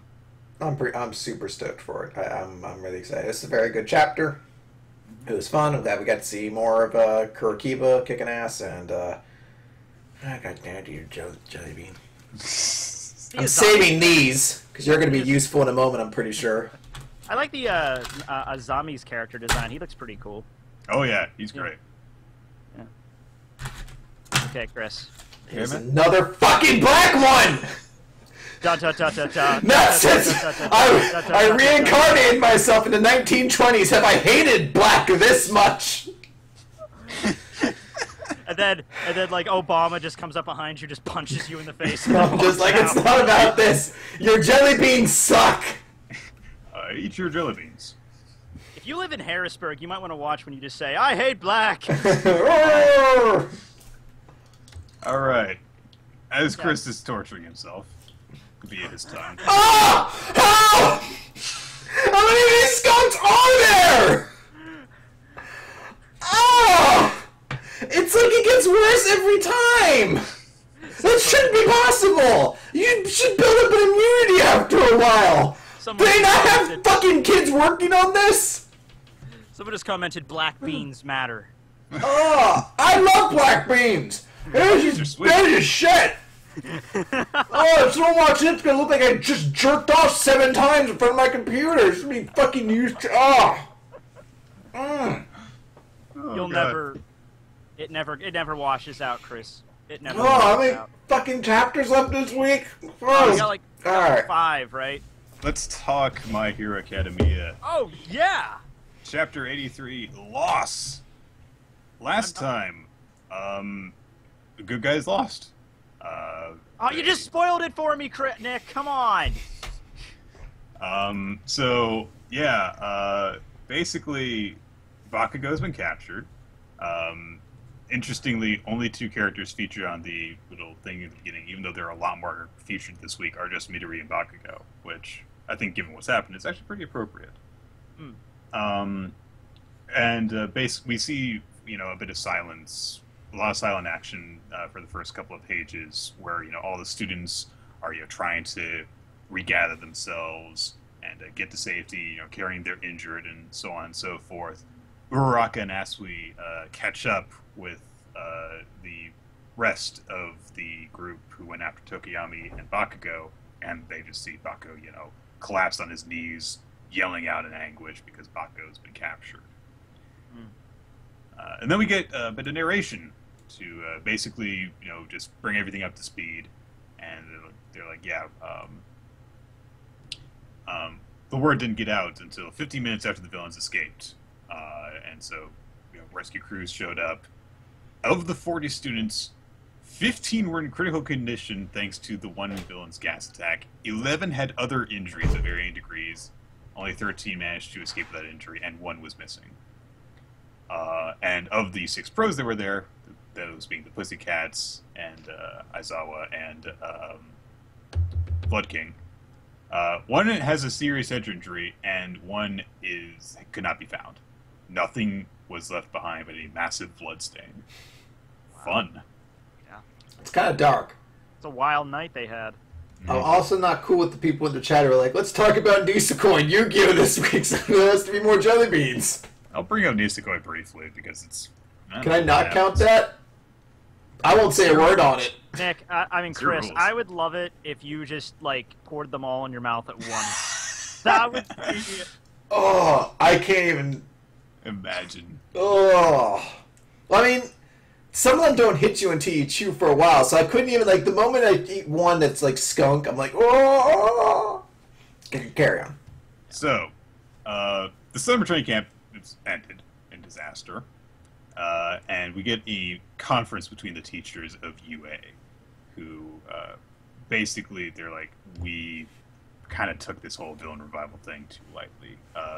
They had long ago started this whole thing, this war to destroy our hero society, and the fact that we actually thought that we would have time to prepare our students for this, that was complacency on our part.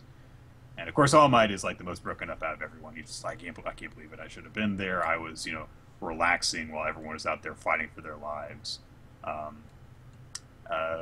Mike Check or whatever his. Oh, present Mike.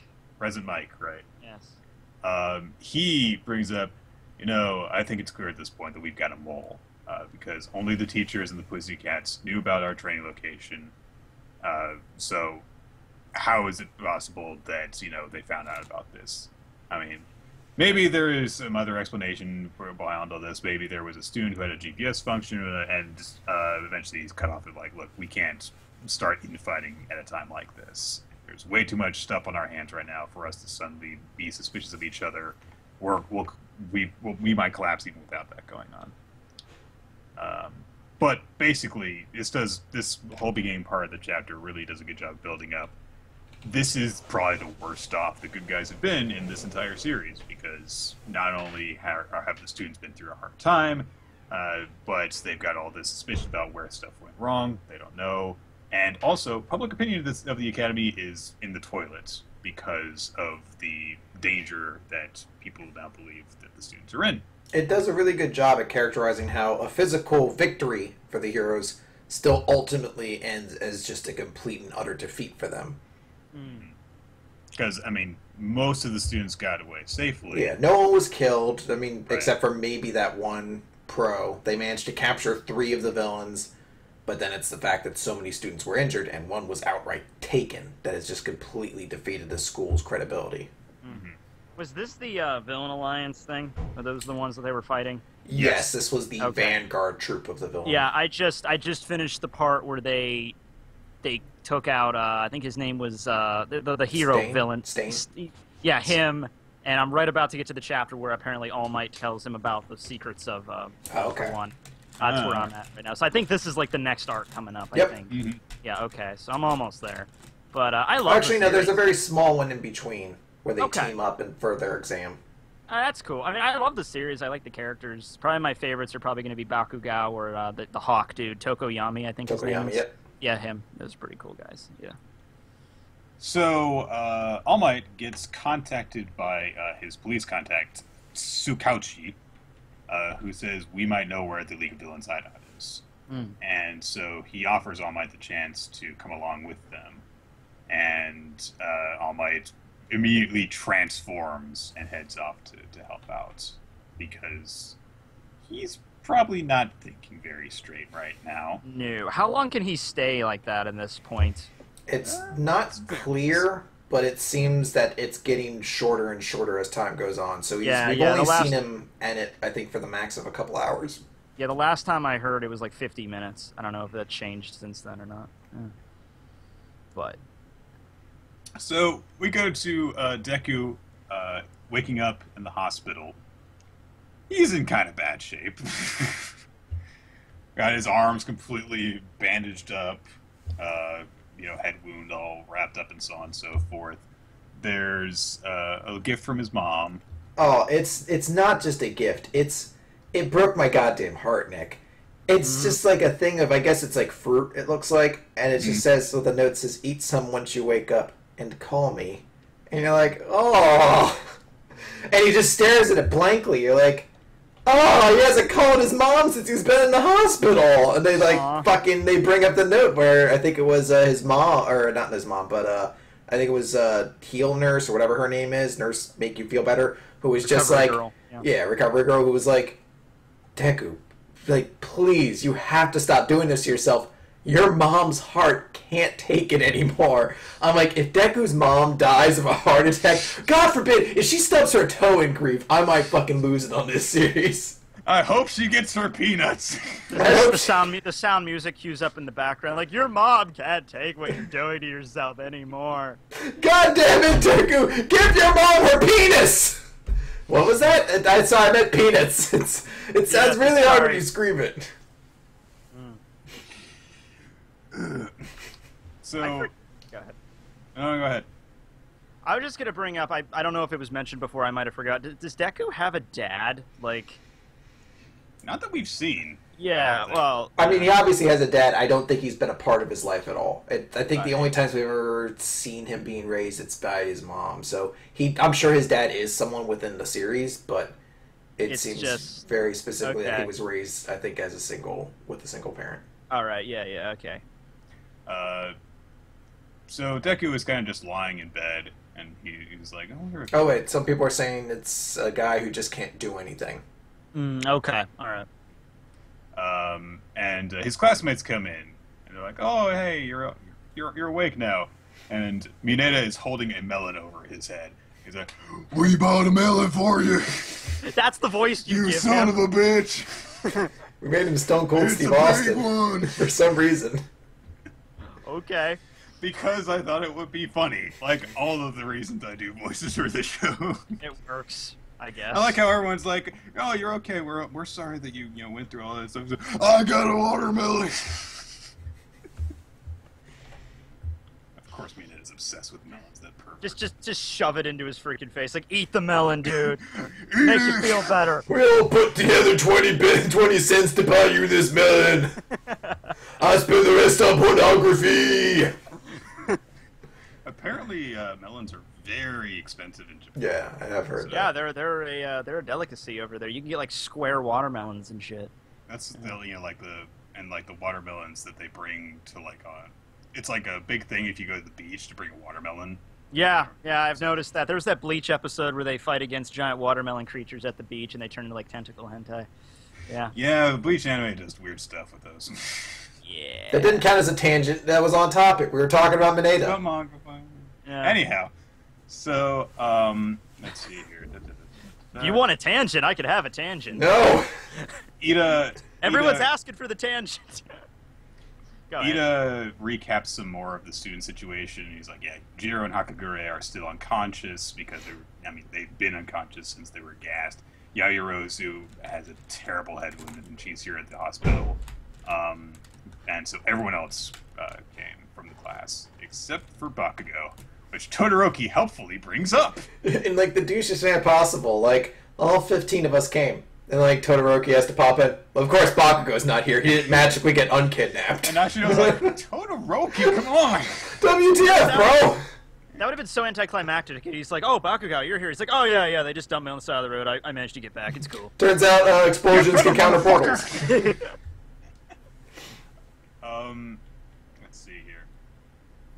Let's see. Deku gets really upset because he's like, All Might told me about how sometimes we just can't reach people who need saving. But I could reach him. All I had to do was save him. And my quirk is built for that. No. And I couldn't move my body. And he starts crying. And The great Kirishima action- just suddenly this- says, let's go save him. I want to stop here and just note on this because this is a great fucking scene right here. Because like we always hear that like one of the things that makes Superman interesting is he wants to save everybody in the world, but it's just physically impossible, and he's constantly hearing the fact that he's unable to do that. And this is sort of a similar way. Deku has the desire to help people, and he has a quirk that's useful for it. This is a chance where he could have saved somebody because he's just too good-natured a person, but he physically just couldn't. It's that situation of being just not fast enough to save somebody, just not strong enough, just not having anything left in the tank to manage to do it. It's a heartbreaking moment where he's sitting there just crying over that fact. It's a pretty heartbreaking moment. Well, it's not even like he was completely out of stamina. I mean, he was really close, presumably. but it's the fact his arms were fucking useless, and Yeah. he needed working arms in order to do it. I don't know what happened, but I have some assumptions on what happened there. You probably won't see everything coming, but I feel bad for whoever has to pay that kid's hospital bills because he gets fucked up a lot. oh yeah, well, it helps that they've got recovery girl, but they are in just a Yeah. hospital, so But even with her, it was stated like they can't just keep doing that because they use your stamina when she heals you. So you can't just keep like magically healing all the time. Yeah. I imagine that because the Academy is in so much trouble that they're footing the bill. Yeah. So Kirishima is like, well, let's go save Bakugo then. And he explains that Todoroki and he happened to come by the hospital yesterday, and while they were there, they came across All Might and the police talking with Yaoyorozu, who told them that she managed to slap a transceiver onto one of the villains, and she also has the associated tracking device because her powers are useful as shit. And there's a sweet little moment where All Might says, you know, Aizawa's told me that you're not good at making snap judgments and decisions, but you've come a really long way. It's good job, Yaoyorozu. Leave the rest to us.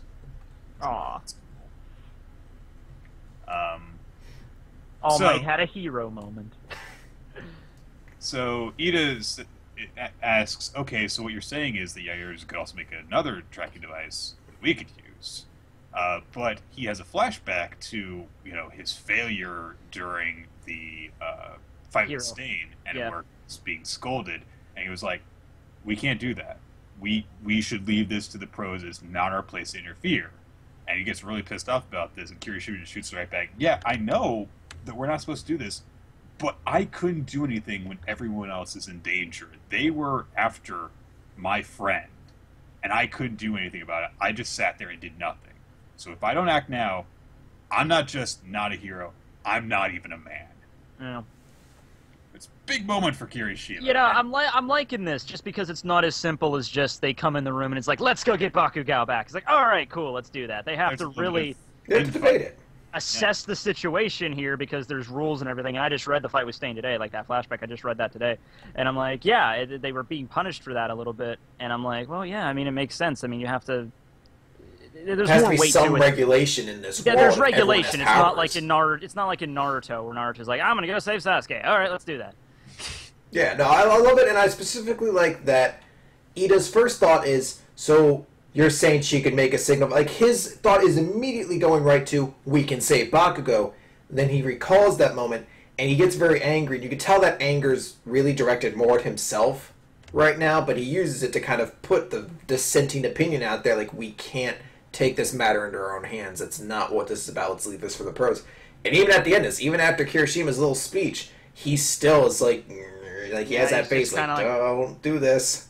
Do you think this is going to be a thing where it's like some of the classmates are going to be like, yeah, we'll go do this, and like another part will be like, yeah, we don't want any part of this, and just Well, I walk. assume that they're not going to have 15 people all marching out to help. That seems like a little bit too many characters to focus on in one concentrated effort to save Bakugo. Yeah, And but I mean, like the main honestly, ones. I am honestly not certain that anyone will actually end up going. Maybe there won't be enough people willing to go, and the other students will stop them because Okay, we don't get Deku agreeing or disagreeing yet. Because Kirishima makes the big speech. He says Bakugo's not beyond our reach yet. He holds out his hand for Deku. Deku hasn't said anything. He's grimacing, and Ida is also grimacing. We don't get Deku's decision. He might just be grimacing because it's like you're asking me to hold your hand. I'm in my fucking cast, dude. Come on, like here. So, what I think might actually end up happening is maybe as a result of this, All Might, whether Deku doesn't go or whether he does go and ends up getting in the way, maybe this is where All Might dies. Oh, not All Might. Be pretty sad. So, yeah, I'm very pumped to see where this goes. I mean, I've seen the hints up till this point. Like, the past few things have been driving it in. He might not last very long. Plus, he's like the mentor character, and mentor characters in shonens don't last very long, from what we've seen. They'll go eventually. Yeah, poor Jiraiya. I'm gonna miss him. Uh, Gonna miss him. Eventually it'll sink in. I'm still in shock after that death 7 years ago. it was really rough, Nick. I mean, he turned into a frog, and then he got stabbed, and then he was like, just whatever. Okay. Bean. Hey, Chris. All right. Chris, eat a bean. Well, this is a new one. Okay. This can either be Tutti Frutti or Stinky Socks. Oh my. I feel like Stinky Socks can't be that bad. So- Depends on who's wearing the socks. I have pretty rank feet, I know. I feel like anything this bean can do, I could dish out 3 times every turn. We'll see about that. Well, he's not grossed out yet. I imagine it's Tutti Frutti. Tutti Frutti. I think, yeah, this is Tutti Frutti. It took me a moment. I tried to remember what Tutti Frutti actually even tastes like. Tutti Frutti? I haven't had Tutti Frutti ice cream in years. Alright, I'm pretty good with this. I'm pretty happy again. Or the skunk has just like numbed your taste buds. Yeah, I don't even know anymore. Like your I'm just like, whatever. Oh. your brain is just like, all right, I'm taking away your sense of taste. You're trying to kill me or something. Yeah, something's going on here. You're either drunk or whatever. I'm shutting down. All right. I'm gonna quickly go over Nisekoi now. Okay. It's chapter 210, decided, which Deicide? no, there's so many chapters that they're leaking into other series. Full disclosure, I don't know if this counts as a tangent, but you did bring up Deicide. I thought that was pronounced Decide for way longer than I really should have. Missed that eye right there. Like well into the time I was reviewing Bleach, because those chapters came out in like 2010. Started reviewing 2011. Like up until 2012, I didn't realize. Oh, there's an eye there. Okay. Oh, it's about killing God. Oh, It's about killing God there. Yeah, take a beat. So admittedly, I brought that up, which is just a complete tangent. I'm really worried about this one. So this one can either be caramel corn, which could be awesome, that'd be great. or moldy cheese. Oh Jesus. So I'm just gonna get this ready because I feel like my luck can't be 2 in a row.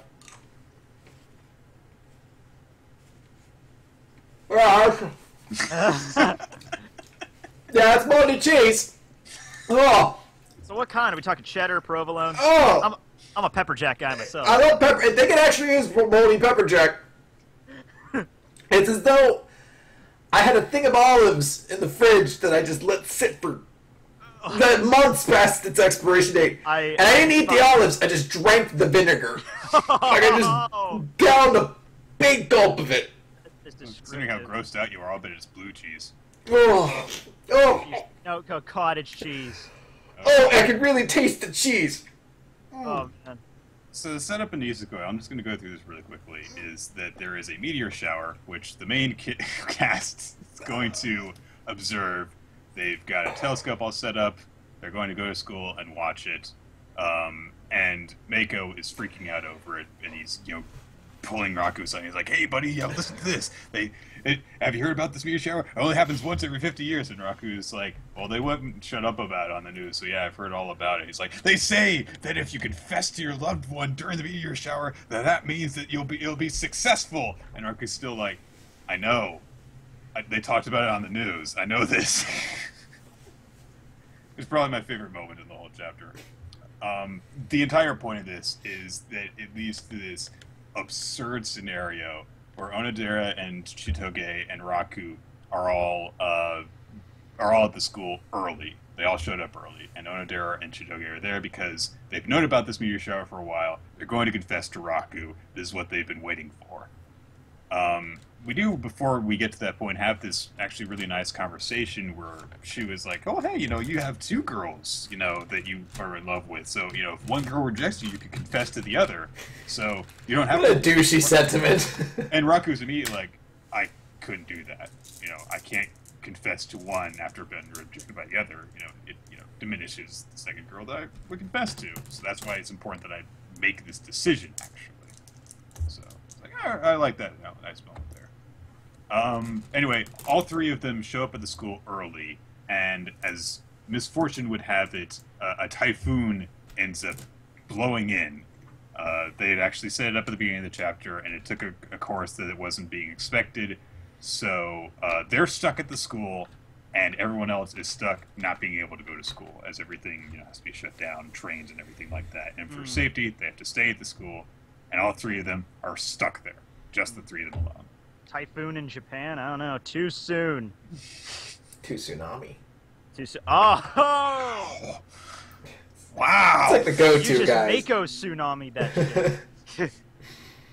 Oh god. So yeah, very bizarre setup, but So is that going to be like, two people in a room alone together? Like, you don't know what's going to happen next. I don't know what Nisekoi really is. it's basically that. There's a lot Is of it- situations. Is like it a that. slice? Is it slice of life or what's up with it? It is. It was very.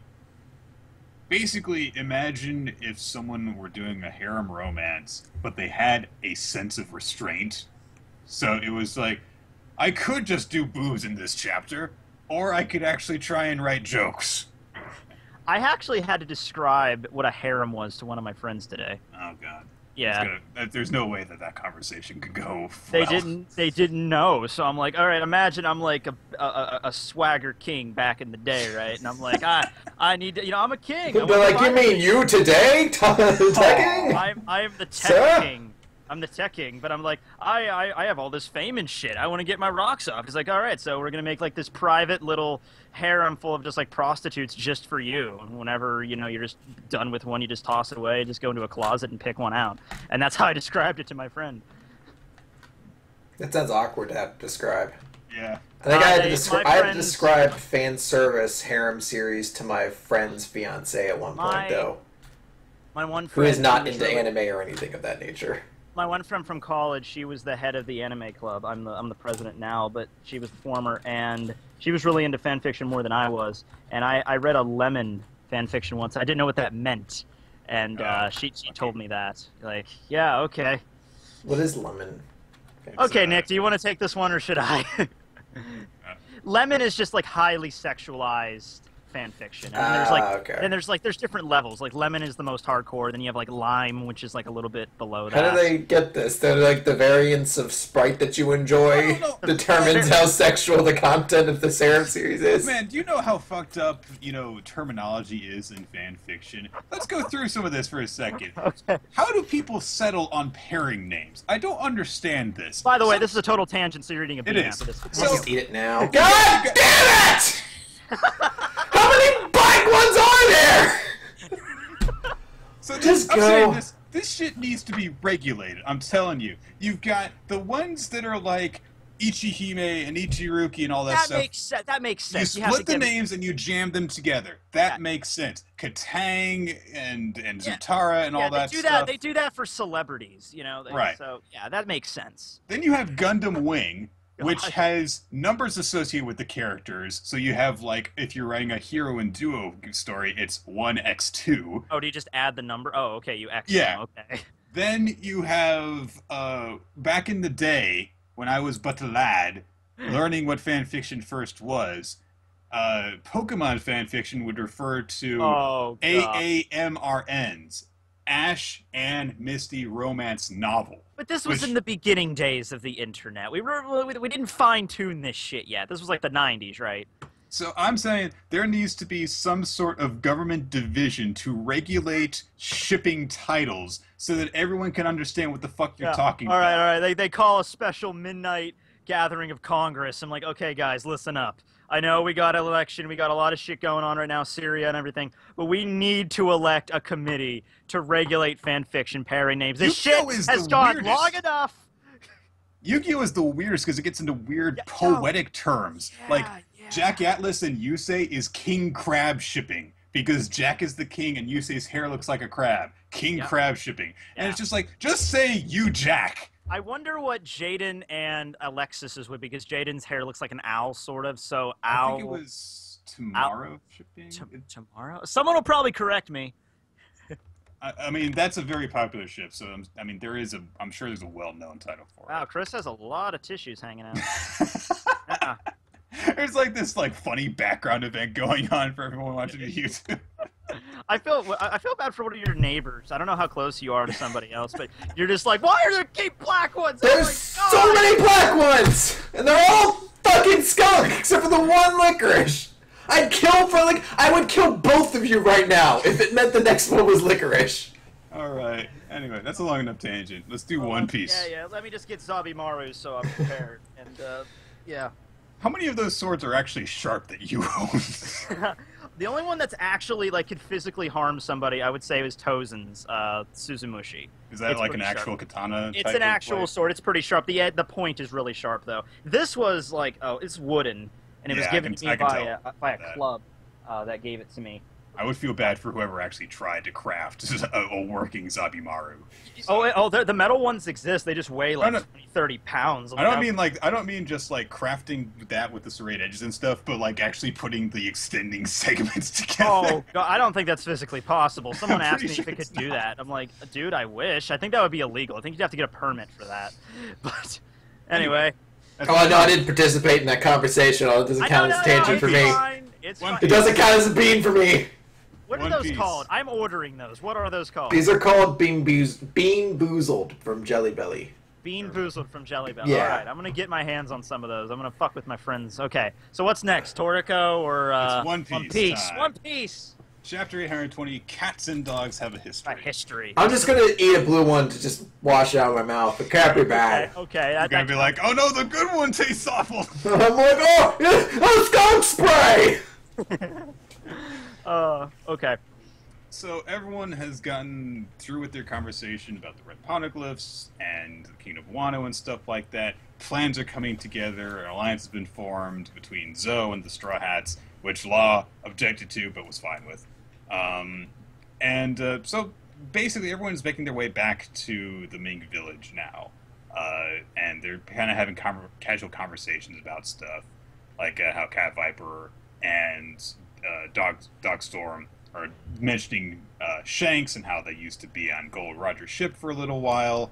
They also bring up some information about, people associated with Roger's crew that they knew, and they knew Whitebeard and so on and so forth. Yeah, Crocus and them, yeah. Lots of, info dumping on the Straw Hats, including some stuff that the Alliance was already aware of, like how Shanks and Buggy used to be part associated with Whitebeard's crew. But it's so cool to hear them name dropped. To hear them talk about it, too, is just pretty fun. Mm-hmm. And Usop's like, wait a minute, hang on a second. What? It's like us 2 weeks ago. Wait a minute. Oh God, I fanboyed so hard when I talked about that. I don't even review One Piece all that much, but I had to for that one. It was a pretty big chapter. It was like the one time in 7 years the One Piece was actually mentioned. Usopp's getting a book out and he's scribbling notes down. It's like, okay, important shit. And Cat Viper and Dogstorm are getting so caught up in fond memories that they're getting really buddy over it after, of course they were at each other's throats not too long ago. So let's see here. Brooke mentions, or rather they bring up Crocus, and Cat Viper brings up, he was like, oh, he was always looking for this one pirate crew, and Brooke's like, oh yeah, that was my crew. They're all dead now. It's like, oh. And I'm a skeleton with an afro. I'm like, who's also a rock star. I'm like, yeah, okay, sure, yeah, okay. Nami brings up that she's very concerned about all these tangents that they're being kind of cast down on, distracted by the stuff with Kaido and Big Mom and all this stuff. And she's like, look, here's our log pose, and I think we're getting off course. And Dogstorm comforts her by saying, when you reach the log's endpoint, that's where you come to a realization about the mystery of the ancient writing on the poneglyphs, and the civilization that gave birth to them, and the existence of Raftel, the final unseen island. And from that point, Roger started his adventure anew. So basically, it's just like, you're not on the wrong path. Going down this path, you'll get there eventually. And besides, you've got a firm head on his shoulders. That wasn't even... That's not only she has on her... Okay. I wasn't going there. Nami is not a sexualized character at all. Nami's never sexualized. She's wearing that dress for its athletic abilities. Yes, exactly. Well, it is maneuverable. Yeah. Finding a bra that would fit her at this point would just be ridiculous. But anyway, I'm glad that they brought that up with the log post because that's not something really I thought of. But if you really go back and think, like, this kind of breaks the whole mold of what they were trying to do because you just assume, like, oh yeah, just follow the logs and eventually you end up at Raftel. But if that's the case, then why haven't the Yonko gotten there yet? And there's so many reasons. But yeah, he's like, so I mean, I'm glad they mentioned it. So Luffy is like, oh yeah, our navigator's really special. You're so great now. You're really good. And Nami's at first really embarrassed. Everyone's praising her, but eventually there's just this little moment where she starts beating up Luffy because he won't stop slapping her on the back, which I always like the little jokes. Let's see here. Oh, and there's also a really weird moment with Monosuke where he's like, I've met Roger's crew as well, but my memory of it is hazy. Oh, well, that's stupid. Wait a minute, he died before you were born! He was probably talking about Ace. Because Ace he visited Wano, and the timing would match up. He's Roger's son, so I'm going to go with that. Unless it's revealed Momonosuke is like 30 years old. Actually, I think that I would like that too. I thought that Momonosuke was just fucking with Usopp after he's had to take in all this information, and he's getting. Nah, I think he was being genuine. So it's either going to be, one of the two. Yeah.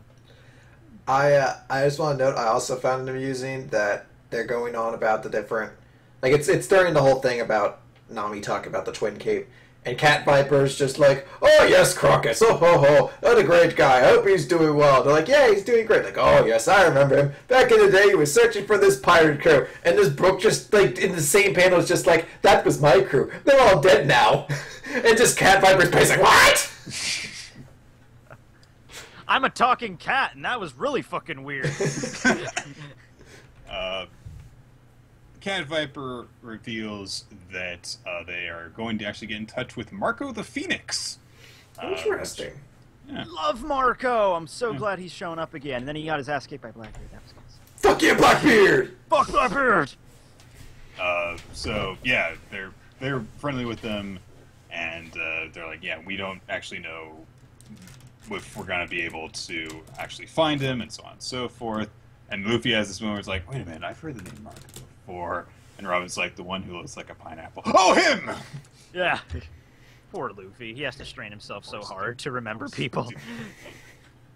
I'm honestly surprised he remembered, like, Doflamingo from that war, because there were so many people there, and he was focused on saving Ace. I'm surprised he even remembered anybody from that whole scuffle. Mm-hmm.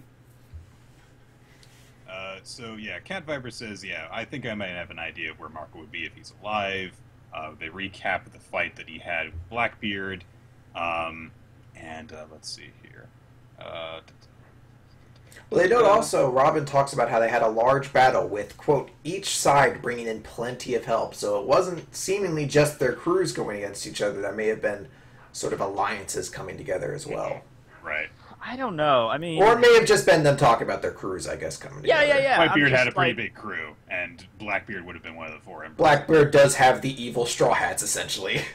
Basically, and you have to consider he hasn't lost, like, a single fight yet that he's been in. Like, he's dominated everything, pretty much. Well, no, he gets his ass kicked. Yeah, Magellan kicked his ass, yeah. He gets his ass kicked in every fight. He just always ends up coming out victorious. Yeah, somehow.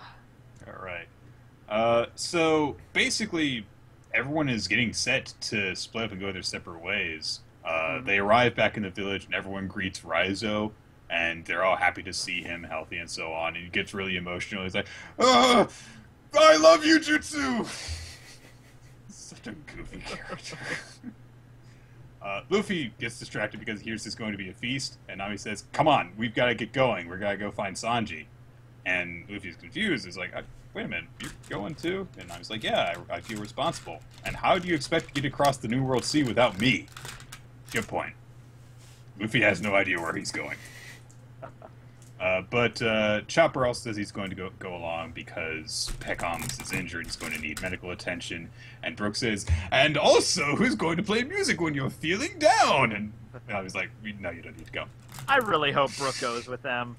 Well, it looks like he's going. I think there's a connection there between him and the, what's Sanji's fault? The Vince Smoke family or something. Because every time that gets brought up, he's like, eh. Yeah. There's also just the fact that these are all the characters who didn't get to take place in Dressrosa, so this is a chance for all of them. I love Frankie, but I've seen enough of Frankie for a little while. I've never seen enough of Frankie, but I'm okay with him being on the sideline to get other characters in. And they were all present when Sanji left. So the fact that they want to find him, it makes sense. But that's going along the line of we might get to see all the Straw Hats in this arc because of what happens at the end here. Right, yeah, they basically are all set to, split up and go their separate ways, and Kimon's like, yeah, good luck, we'll meet up with you. Robin says, oh, if you happen to come across Big Bomb's poneglyph, then, try and get a copy of it for me. And then all of a sudden, the land starts shaking, as the entire island rocks, and the elephant is trumpeting. So, yeah, basically it seems as though Jack is following through with his plan to attack the elephant in order to get what he wants. Yeah. And then that last panel, you see Luffy, like, what's that voice? Because apparently he can... I want to say, because it's the elephant that's making the noise, Zuninchia, I think its name is.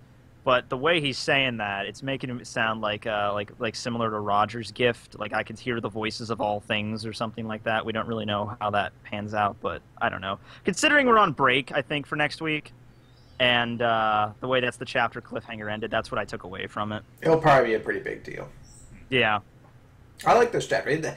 This is a week where almost every series was essentially set up or explaining things. I was so angry, yesterday when I was recapping all of the chapters and stuff, and I was like, God damn it, Tekken's gonna have an argument to make Bleach's chapter of the week again. Fuck! Honestly, yeah. You're like, well, think about it, I guess it would be. I mean, this is a good chapter. It's just there's nothing that ultimately happens. It's all talking about what's going to happen. It's still cool because it's One Piece. There's just stuff going on, the little name drops that we get, the little details, the world building that happens within it, the humor, all that still makes it worthy of a chapter. Yeah. It was just like, damn, every chapter this week was essentially like this. Because if you read Jump 2, it went from World Trigger, that is the fucking pre-match commentary, into One Piece. You're like, oh, the two series I love the most are doing nothing this week but getting me excited for next week. Yeah, 2 chapters might have traders in their midst. Yeah, that's crazy. It's a weird coincidence. Things happen like that sometimes. They line up. Yeah. Lines, yeah. There's a secret organization of mangakas. They all get together and they're like, all right, how can we put in these secret messages? Who's gonna go first? And, yeah. All right, Chris. I think we're done talking about One Piece. All right, so this is a new one. This one, you can tell it's good because it's green. Oh yeah, green's a good color. It can either be Juicy Pear or Booger. I don't even know what Booger would... Whatever. And you know what? Compared to other stuff you've eaten, Booger would be on the low end of the spectrum. He doesn't look happy. I used to eat boogers as a kid. They tasted fine. He doesn't look happy. I can't tell if it's pear and I don't like pear either! God damn it! All right, so Toriko, Gourmet 363. Dawn gets serious. Ooh, can I do this one? Okay. All right. So Dawn smashes Neo onto the ground like it's a bunch of bubbly soup, and fight's not over yet. Neo's still alive. He reaches up behind him, and Dawn basically just fucks him up throughout most of this chapter. He summons black lightning, like that Orga from Fairy Tail, just strikes him with it. I need back. I need to get water. Neo comes up to him though after taking the full brunt of this attack, and he's like, feed me more, yum yum. And Dawn's like, all right, fine. So he does this even bigger technique where he whips up a fucking tornado, and he with razor edges, and he shreds him. And once again he just appears right in front of him. He's bleeding. He's clearly taken some damage, but he's just up in front of Dawn's face, and he's just like, yeah, that was good. Give me more. Fucking laser cannon right in the fucking face, and it's the same shit. He kaiju breath attacks him. Yeah, kaiju breath attacks him, and he's starting to realize oh, this guy, he can't be. What's he doing here? So he tests it one more time by what's the best way for me to phrase this? Summoning the end of the world. He a bunch of meteors come out of his body and just rain down on all of Area 2, and it's seen from space. And it's called Calamitous Torrent, and it just wrecks. It's like a fucking nuke, like a 10-ton nuke just went off, and Dawn actually seems a little bit out of breath when he uses it too. It's the first time we've seen him actually oh man, that took a lot out of me. But then once again, Neo just like walks up all bloody and he's just like, feed me again. So what apparently is happening here is that Neo is not necessarily dodging the attacks and he's not taking the full brunt of them. He's like eating them.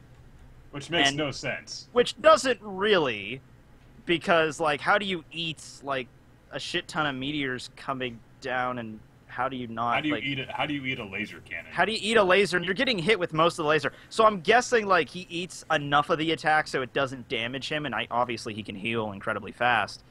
But yeah, so that's what happened there. And then Neo immediately proceeds to just chomp off freaking Don's head. And this isn't a big deal because he can just pop it right back out. But they have like a little scuffle there, and he's mentioning like, oh, last time we fought, it wasn't even close to being like this. And then Don gets this moment. I don't know if he's just joking around with it, because later on he's kind of weird, but it's like he's falling into this dark abyss as Neo begins to eat him. And then he's like, what is this feeling? I've never experienced this before. I feel like I'm falling into this black abyss. And then he's just like, yeah, whatever. I'm just kidding. I'm a natural disaster, bitch. So he summons up like this ball of, looks like appetite energy. And he's like, guess what? We're gonna die together, like suicide bomb this shit. And then that's how the chapter ends. I still don't find Neo intimidating in the slightest. Not really, no. I mean, It's gonna show that. it's just like, feed me, please. I'm gonna eat you, and you're terrified of me. I don't know. Maybe he's going for the fact that he's so like simplistic. That's why he's so scary. I don't know. It's the nose. That nose is not scary. Yeah. Chris, what do you think? Okay. Yeah, I'm fine. That's just... It was whatever. Oh, good! I could have Booger or Juicy Pear again! Toriko is a pretty brief chapter. It was mostly just attacks. Oh, it was the only really action-heavy chapter. And Oh, surprise! It was Booger! I still just have this problem with Toriko, Mm. with Neo Oh. specifically. Like, Neo is meant to be like this ultimate force of unstoppable evil. You know, this unstoppable monster keeps on coming back. And every time he comes in, it's just like, whatever, it's not scary. And I don't know if this is supposed to be... Chris and I have talked about this, if this is, you know, the ever-present parody element in Toriko that's kicking in. He's not supposed to actually be all that scary. But it really is weird to see him get like, you keep on beating me up, I'm just gonna... Like, that's all it does. Yeah, kind of like the same way zombies are scary, sort of. I don't know, like you could stab them and they keep coming at you. I don't know. There was that one chapter where Neo was first introduced at the very end. Not introduced, but we saw his flashback. And the final page was like nothing but that cover spread. That kind of looked kind of a little creepy to me. I wasn't scared, but I don't know. Or it was just like his face across. It was just his face, like the nightmare has already begun, and you know, whatever. Yeah. Just throw him a bean, then he'll just die.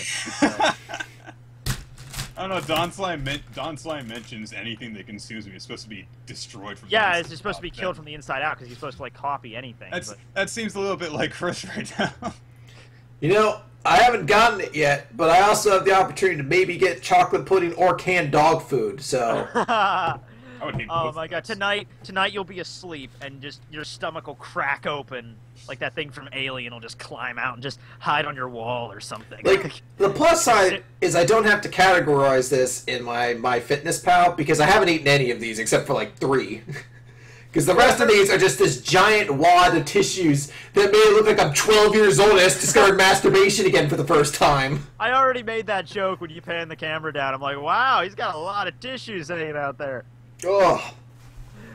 All right, let's wrap things up with World Trigger. Oh yay! I don't know what this is. Okay, go ahead. It's chapter 136, Galapala Part 13. The enemy is gone, and it seems like everything is okay. Shinoda gives the word, hey, you know, there might be still hiding out there, so, you know, keep the ground forces in the security zone just in case. But everyone's like, okay, yeah, it looks like we've made it. And everyone's like, oh, this good thing that we had Jin's foresight on our side. And it's a good thing that they stuck according to all of his predictions and stuff. I mean, if they had actually attacked the city, then we would have been, you know, in trouble. Yeah. So it was like, yeah, we won. Yay!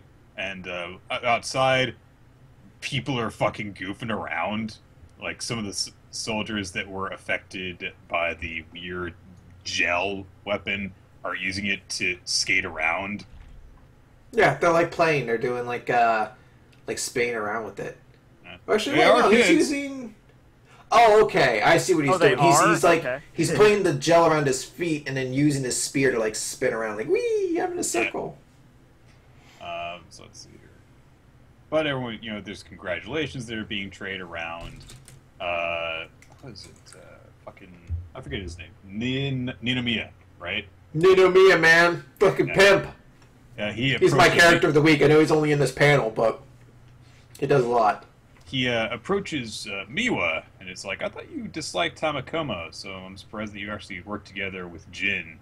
And Miwa just like, our operator just said we should do it, so whatever.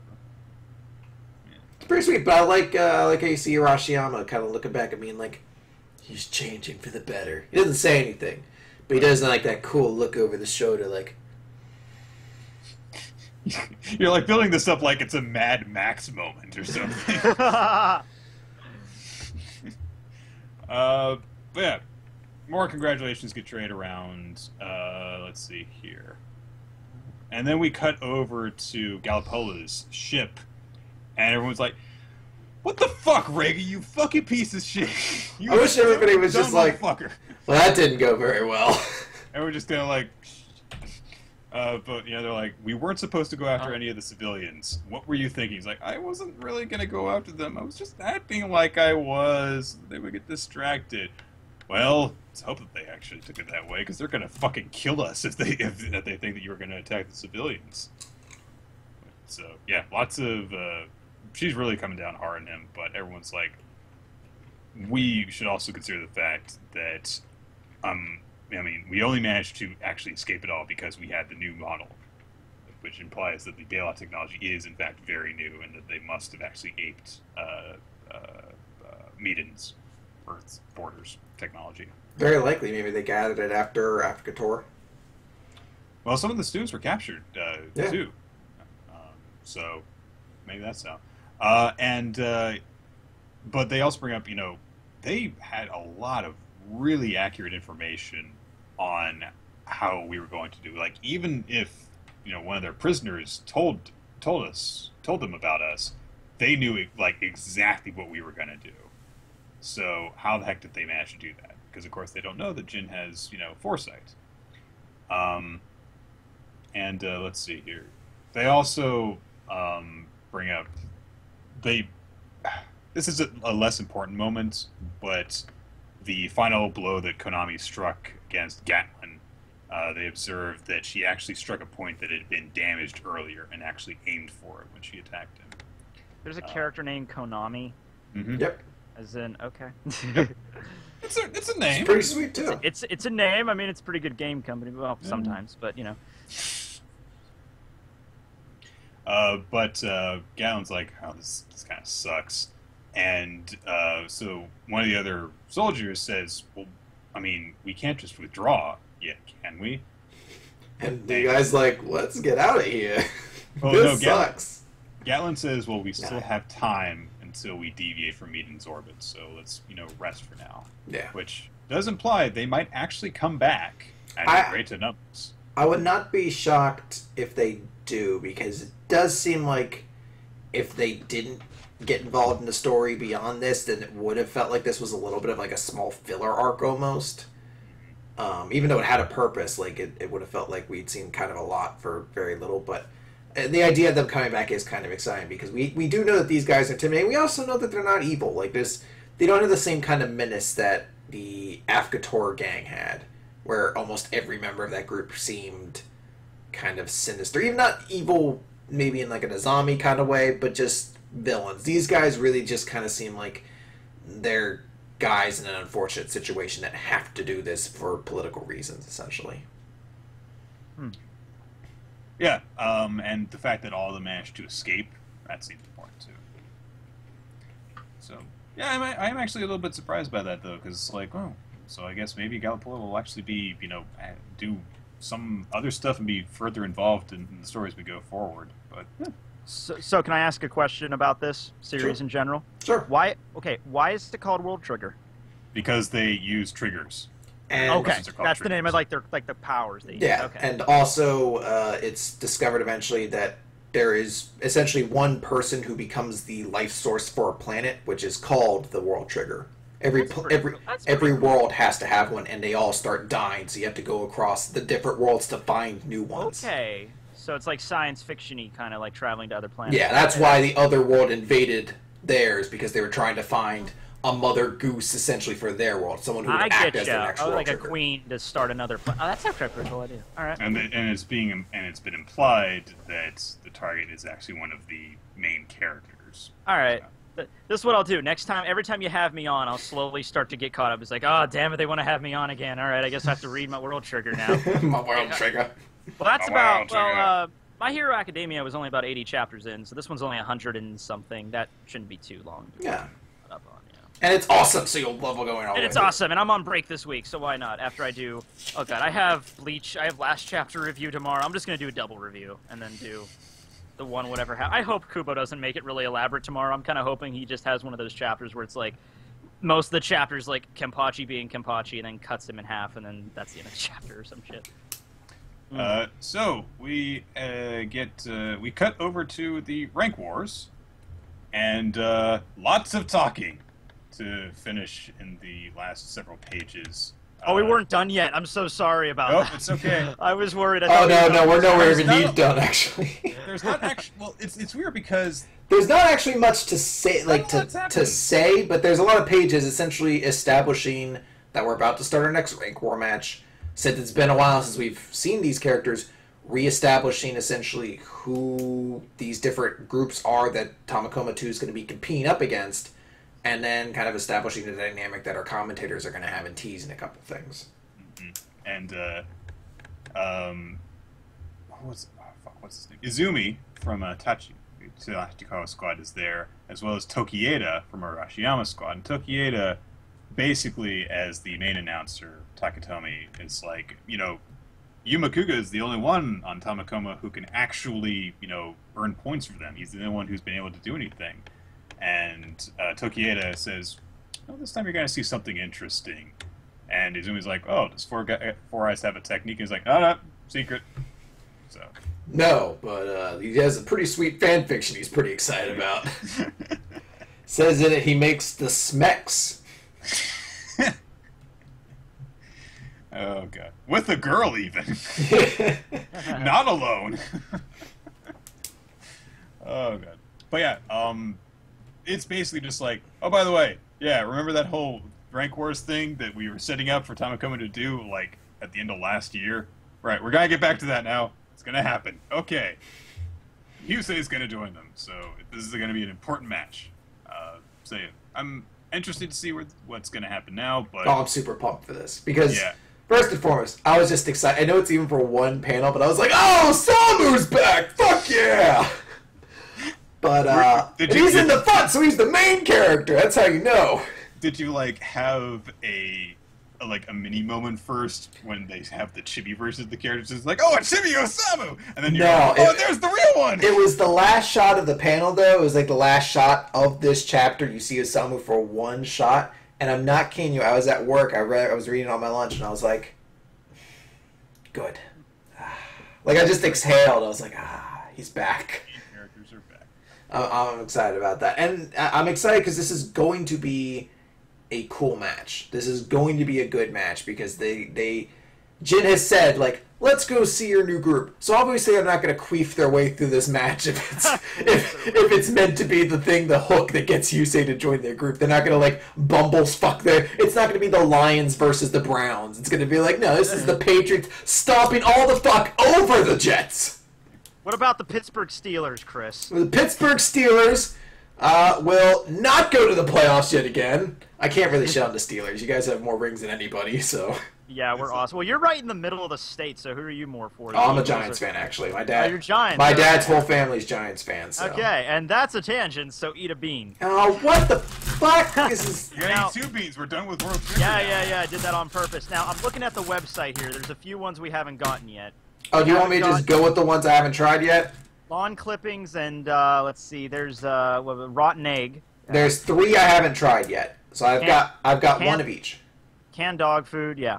Okay, so this one could be lime, or it could be lawn clippings. So we'll do this one for the tangent. That doesn't seem like it would be particularly intense. No, but like the it'll like the probably like be stuck in your mouth though. yeah, like I said with the Birdie Bots, there was a grass flavored one, and that wasn't too bad. Yeah, this is grass. It's not the worst though. Yeah. I'll even swallow that one. I'll give that one a pass. You actually swallowed that one. So this one could be buttered popcorn Or the rotten egg. or rotten egg. Oh god. The popcorn one's one of my favorite Birdie Bots bean. I love It is those. a really good one, but I'm really... Oh man, it's all or nothing. Go big or go home.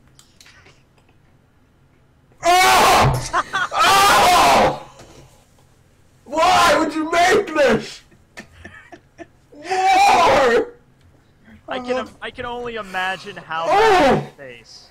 Oh! They just took like essence of sulfur and then just threw it in bean form. Some of them have like a second where you don't notice it.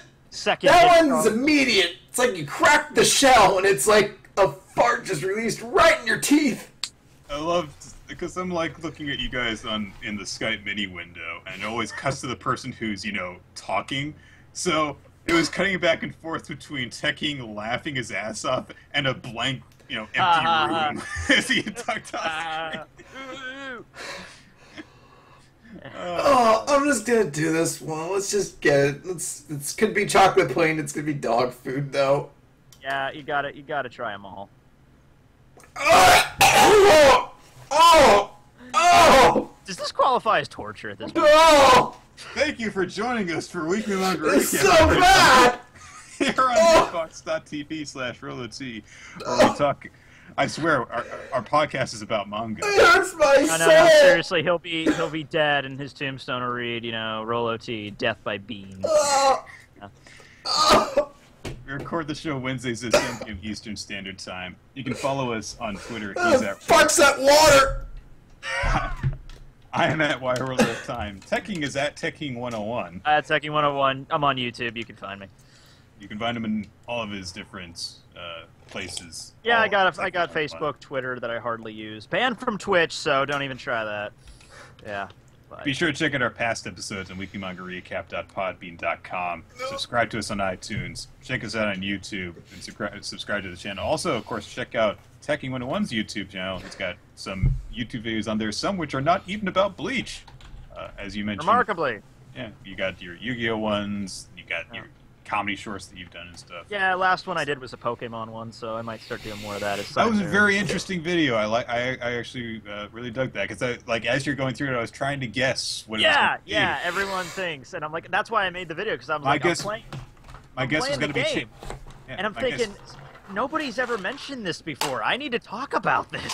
My guess was it was Chansey, and I Yeah. wasn't too far off. No, you weren't. It's just that Chansey could be found somewhere else other than the Safari Zone. Right, Are you right. okay there? Oh, Are you the rotten egg one. ambulance? The rotten egg one really hangs with you.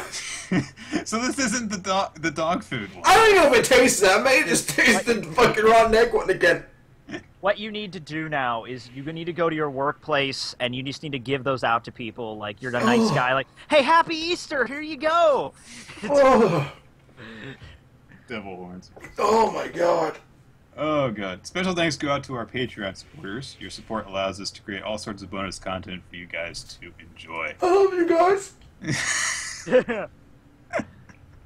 We recently recorded the bonus podcast, and that should be up pretty shortly. And Chris, were we gonna try and do another commentary on Sunday? Oh, we could try, yeah, sure. Okay, because we had to fit in the second one in order to make up for January Oh, or whatever the hell that was gonna be. yeah. Yeah, we could do it. Oh, god. Special thanks to Steve Man, our Oh, Thank you for our sponsor, Beans Boozled. Oh, you That's the Bean Boozled. dirty whores. Dirty whore. I wish nothing but cancer and plagues on your family. You can kiss that endorsement by. Oh. It's like, yeah, we're just going to pull this sponsorship. Oh god, Steve Man is in a bunch of different places. NeuroticFanboy at DeviantArt.com, iDrawBoobs at Tumblr.com, Patreon.com/SteveMan. His art is awesome. Thank you, dude. And also, of course, special thanks go to Felix Stark, Visual Editions, and Infamous Planet. who I haven't called the Infamous Plant in a little while. So there you go. He has done all sorts of stuff to help us out. He's like an artist or something. He made our frame. Okay, that's where that came from. All right. And he also was the first person to do visual editions of Weekly Manga Recap. That's pretty cool. Yeah. Also appeared on a bonus podcast once with us. So yeah, that's gonna do it. Chris is a broken man now. Next Really, week, like I feel like I just came back from Nam. Like I'm shell shocked and just like what? Why did I do this? I paid money to do. I didn't just get anything else now. Like you'll go out to eat at a nice restaurant and all you'll be able to taste is skunk now. I didn't just get this. I got a refillment pack just in case this wasn't enough. I have so many left. I don't know. Thank you guys in the chat for reminding me of this. Chris's "I am disgusted" antics were so distracting. I entirely forgot we were gonna do this. So I'm glad I was looking at the chat. We have to give out Series of the Week and Weekly MVPs. Yeah, I was gonna bring that up. Are we not doing that anymore? No, like we gotta do that. All right.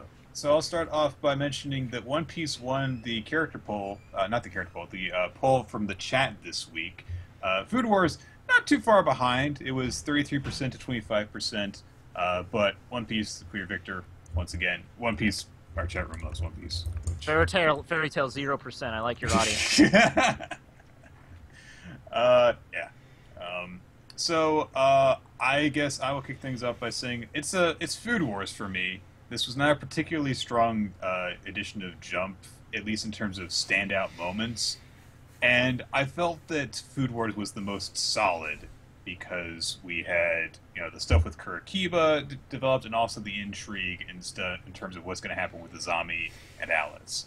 And I had been asking for a while for us to get some focus on other characters aside from Soma in Food Wars, and I'm very happy that we not only got Kurikiba's big moment, but we're going to seemingly follow up with a bit of focus on Alice. So that's why it's Food Wars for me. Okay. I gotta. Oh wait, wait. You go ahead. I think Chris needs a bit more time to gather himself. Yeah. Someone mentioned in the comments, by the way, said, Chris, you're not supposed to eat them by yourself. You're supposed to play a game with other people. He's like, well... The game is to spin a fucking wheel that tells you which bean you have to eat. I don't think it really needs people. Anyway, I really if I could drink alone, I could eat disgusting beans alone in my house. God damn it. I really don't want it to be Bleach, because I did Bleach last time I was on here, I think, and everyone's just going to be thinking I'm just the Bleach guy, and I'm trying to distance. You are the Bleach guy. You have a fucking zombie Mara behind you! But I gotta go with Bleach. Nell shows up, Askin dies, like, that's points for me. And I did enjoy Byakuya and Toshiro's banter a little bit. I'm not a huge Kenpachi fan. I'll go. I mean, like, that happened, and I was like, he'll have an argument. I'm not gonna do it, but because I've never done Bleach for a series of the week. I've always got something I'm bitching about. Yeah, and while Urahara's scene is he's not gonna die, it was a pretty nice moments from him, so I'll go with that. Chris, how about you? Can you experience joy enough in the world for you to actually say something positive now? It was gonna be Food Wars, but after this, fuck food. So I'm giving it to My Hero Academia. Fuck food, then go with Toriko because the food eats you. Yeah. Oh, that's the best reason that we've had so far on this show. It was going to be this, but then I disgusted myself. But so now I can't look at food without getting angry. Oh, God. Oh, everyone's saying you're the Bleach guy, Nick. Like, Nick is the Bleach guy, just an entirely different way. We need to have a Bleach off. We need to have a Bleach off. I'm sure it'll happen someday. Yeah, I did one with James once. We did a Jeopardy game. I thought the questions... Oh, in terms of trivia.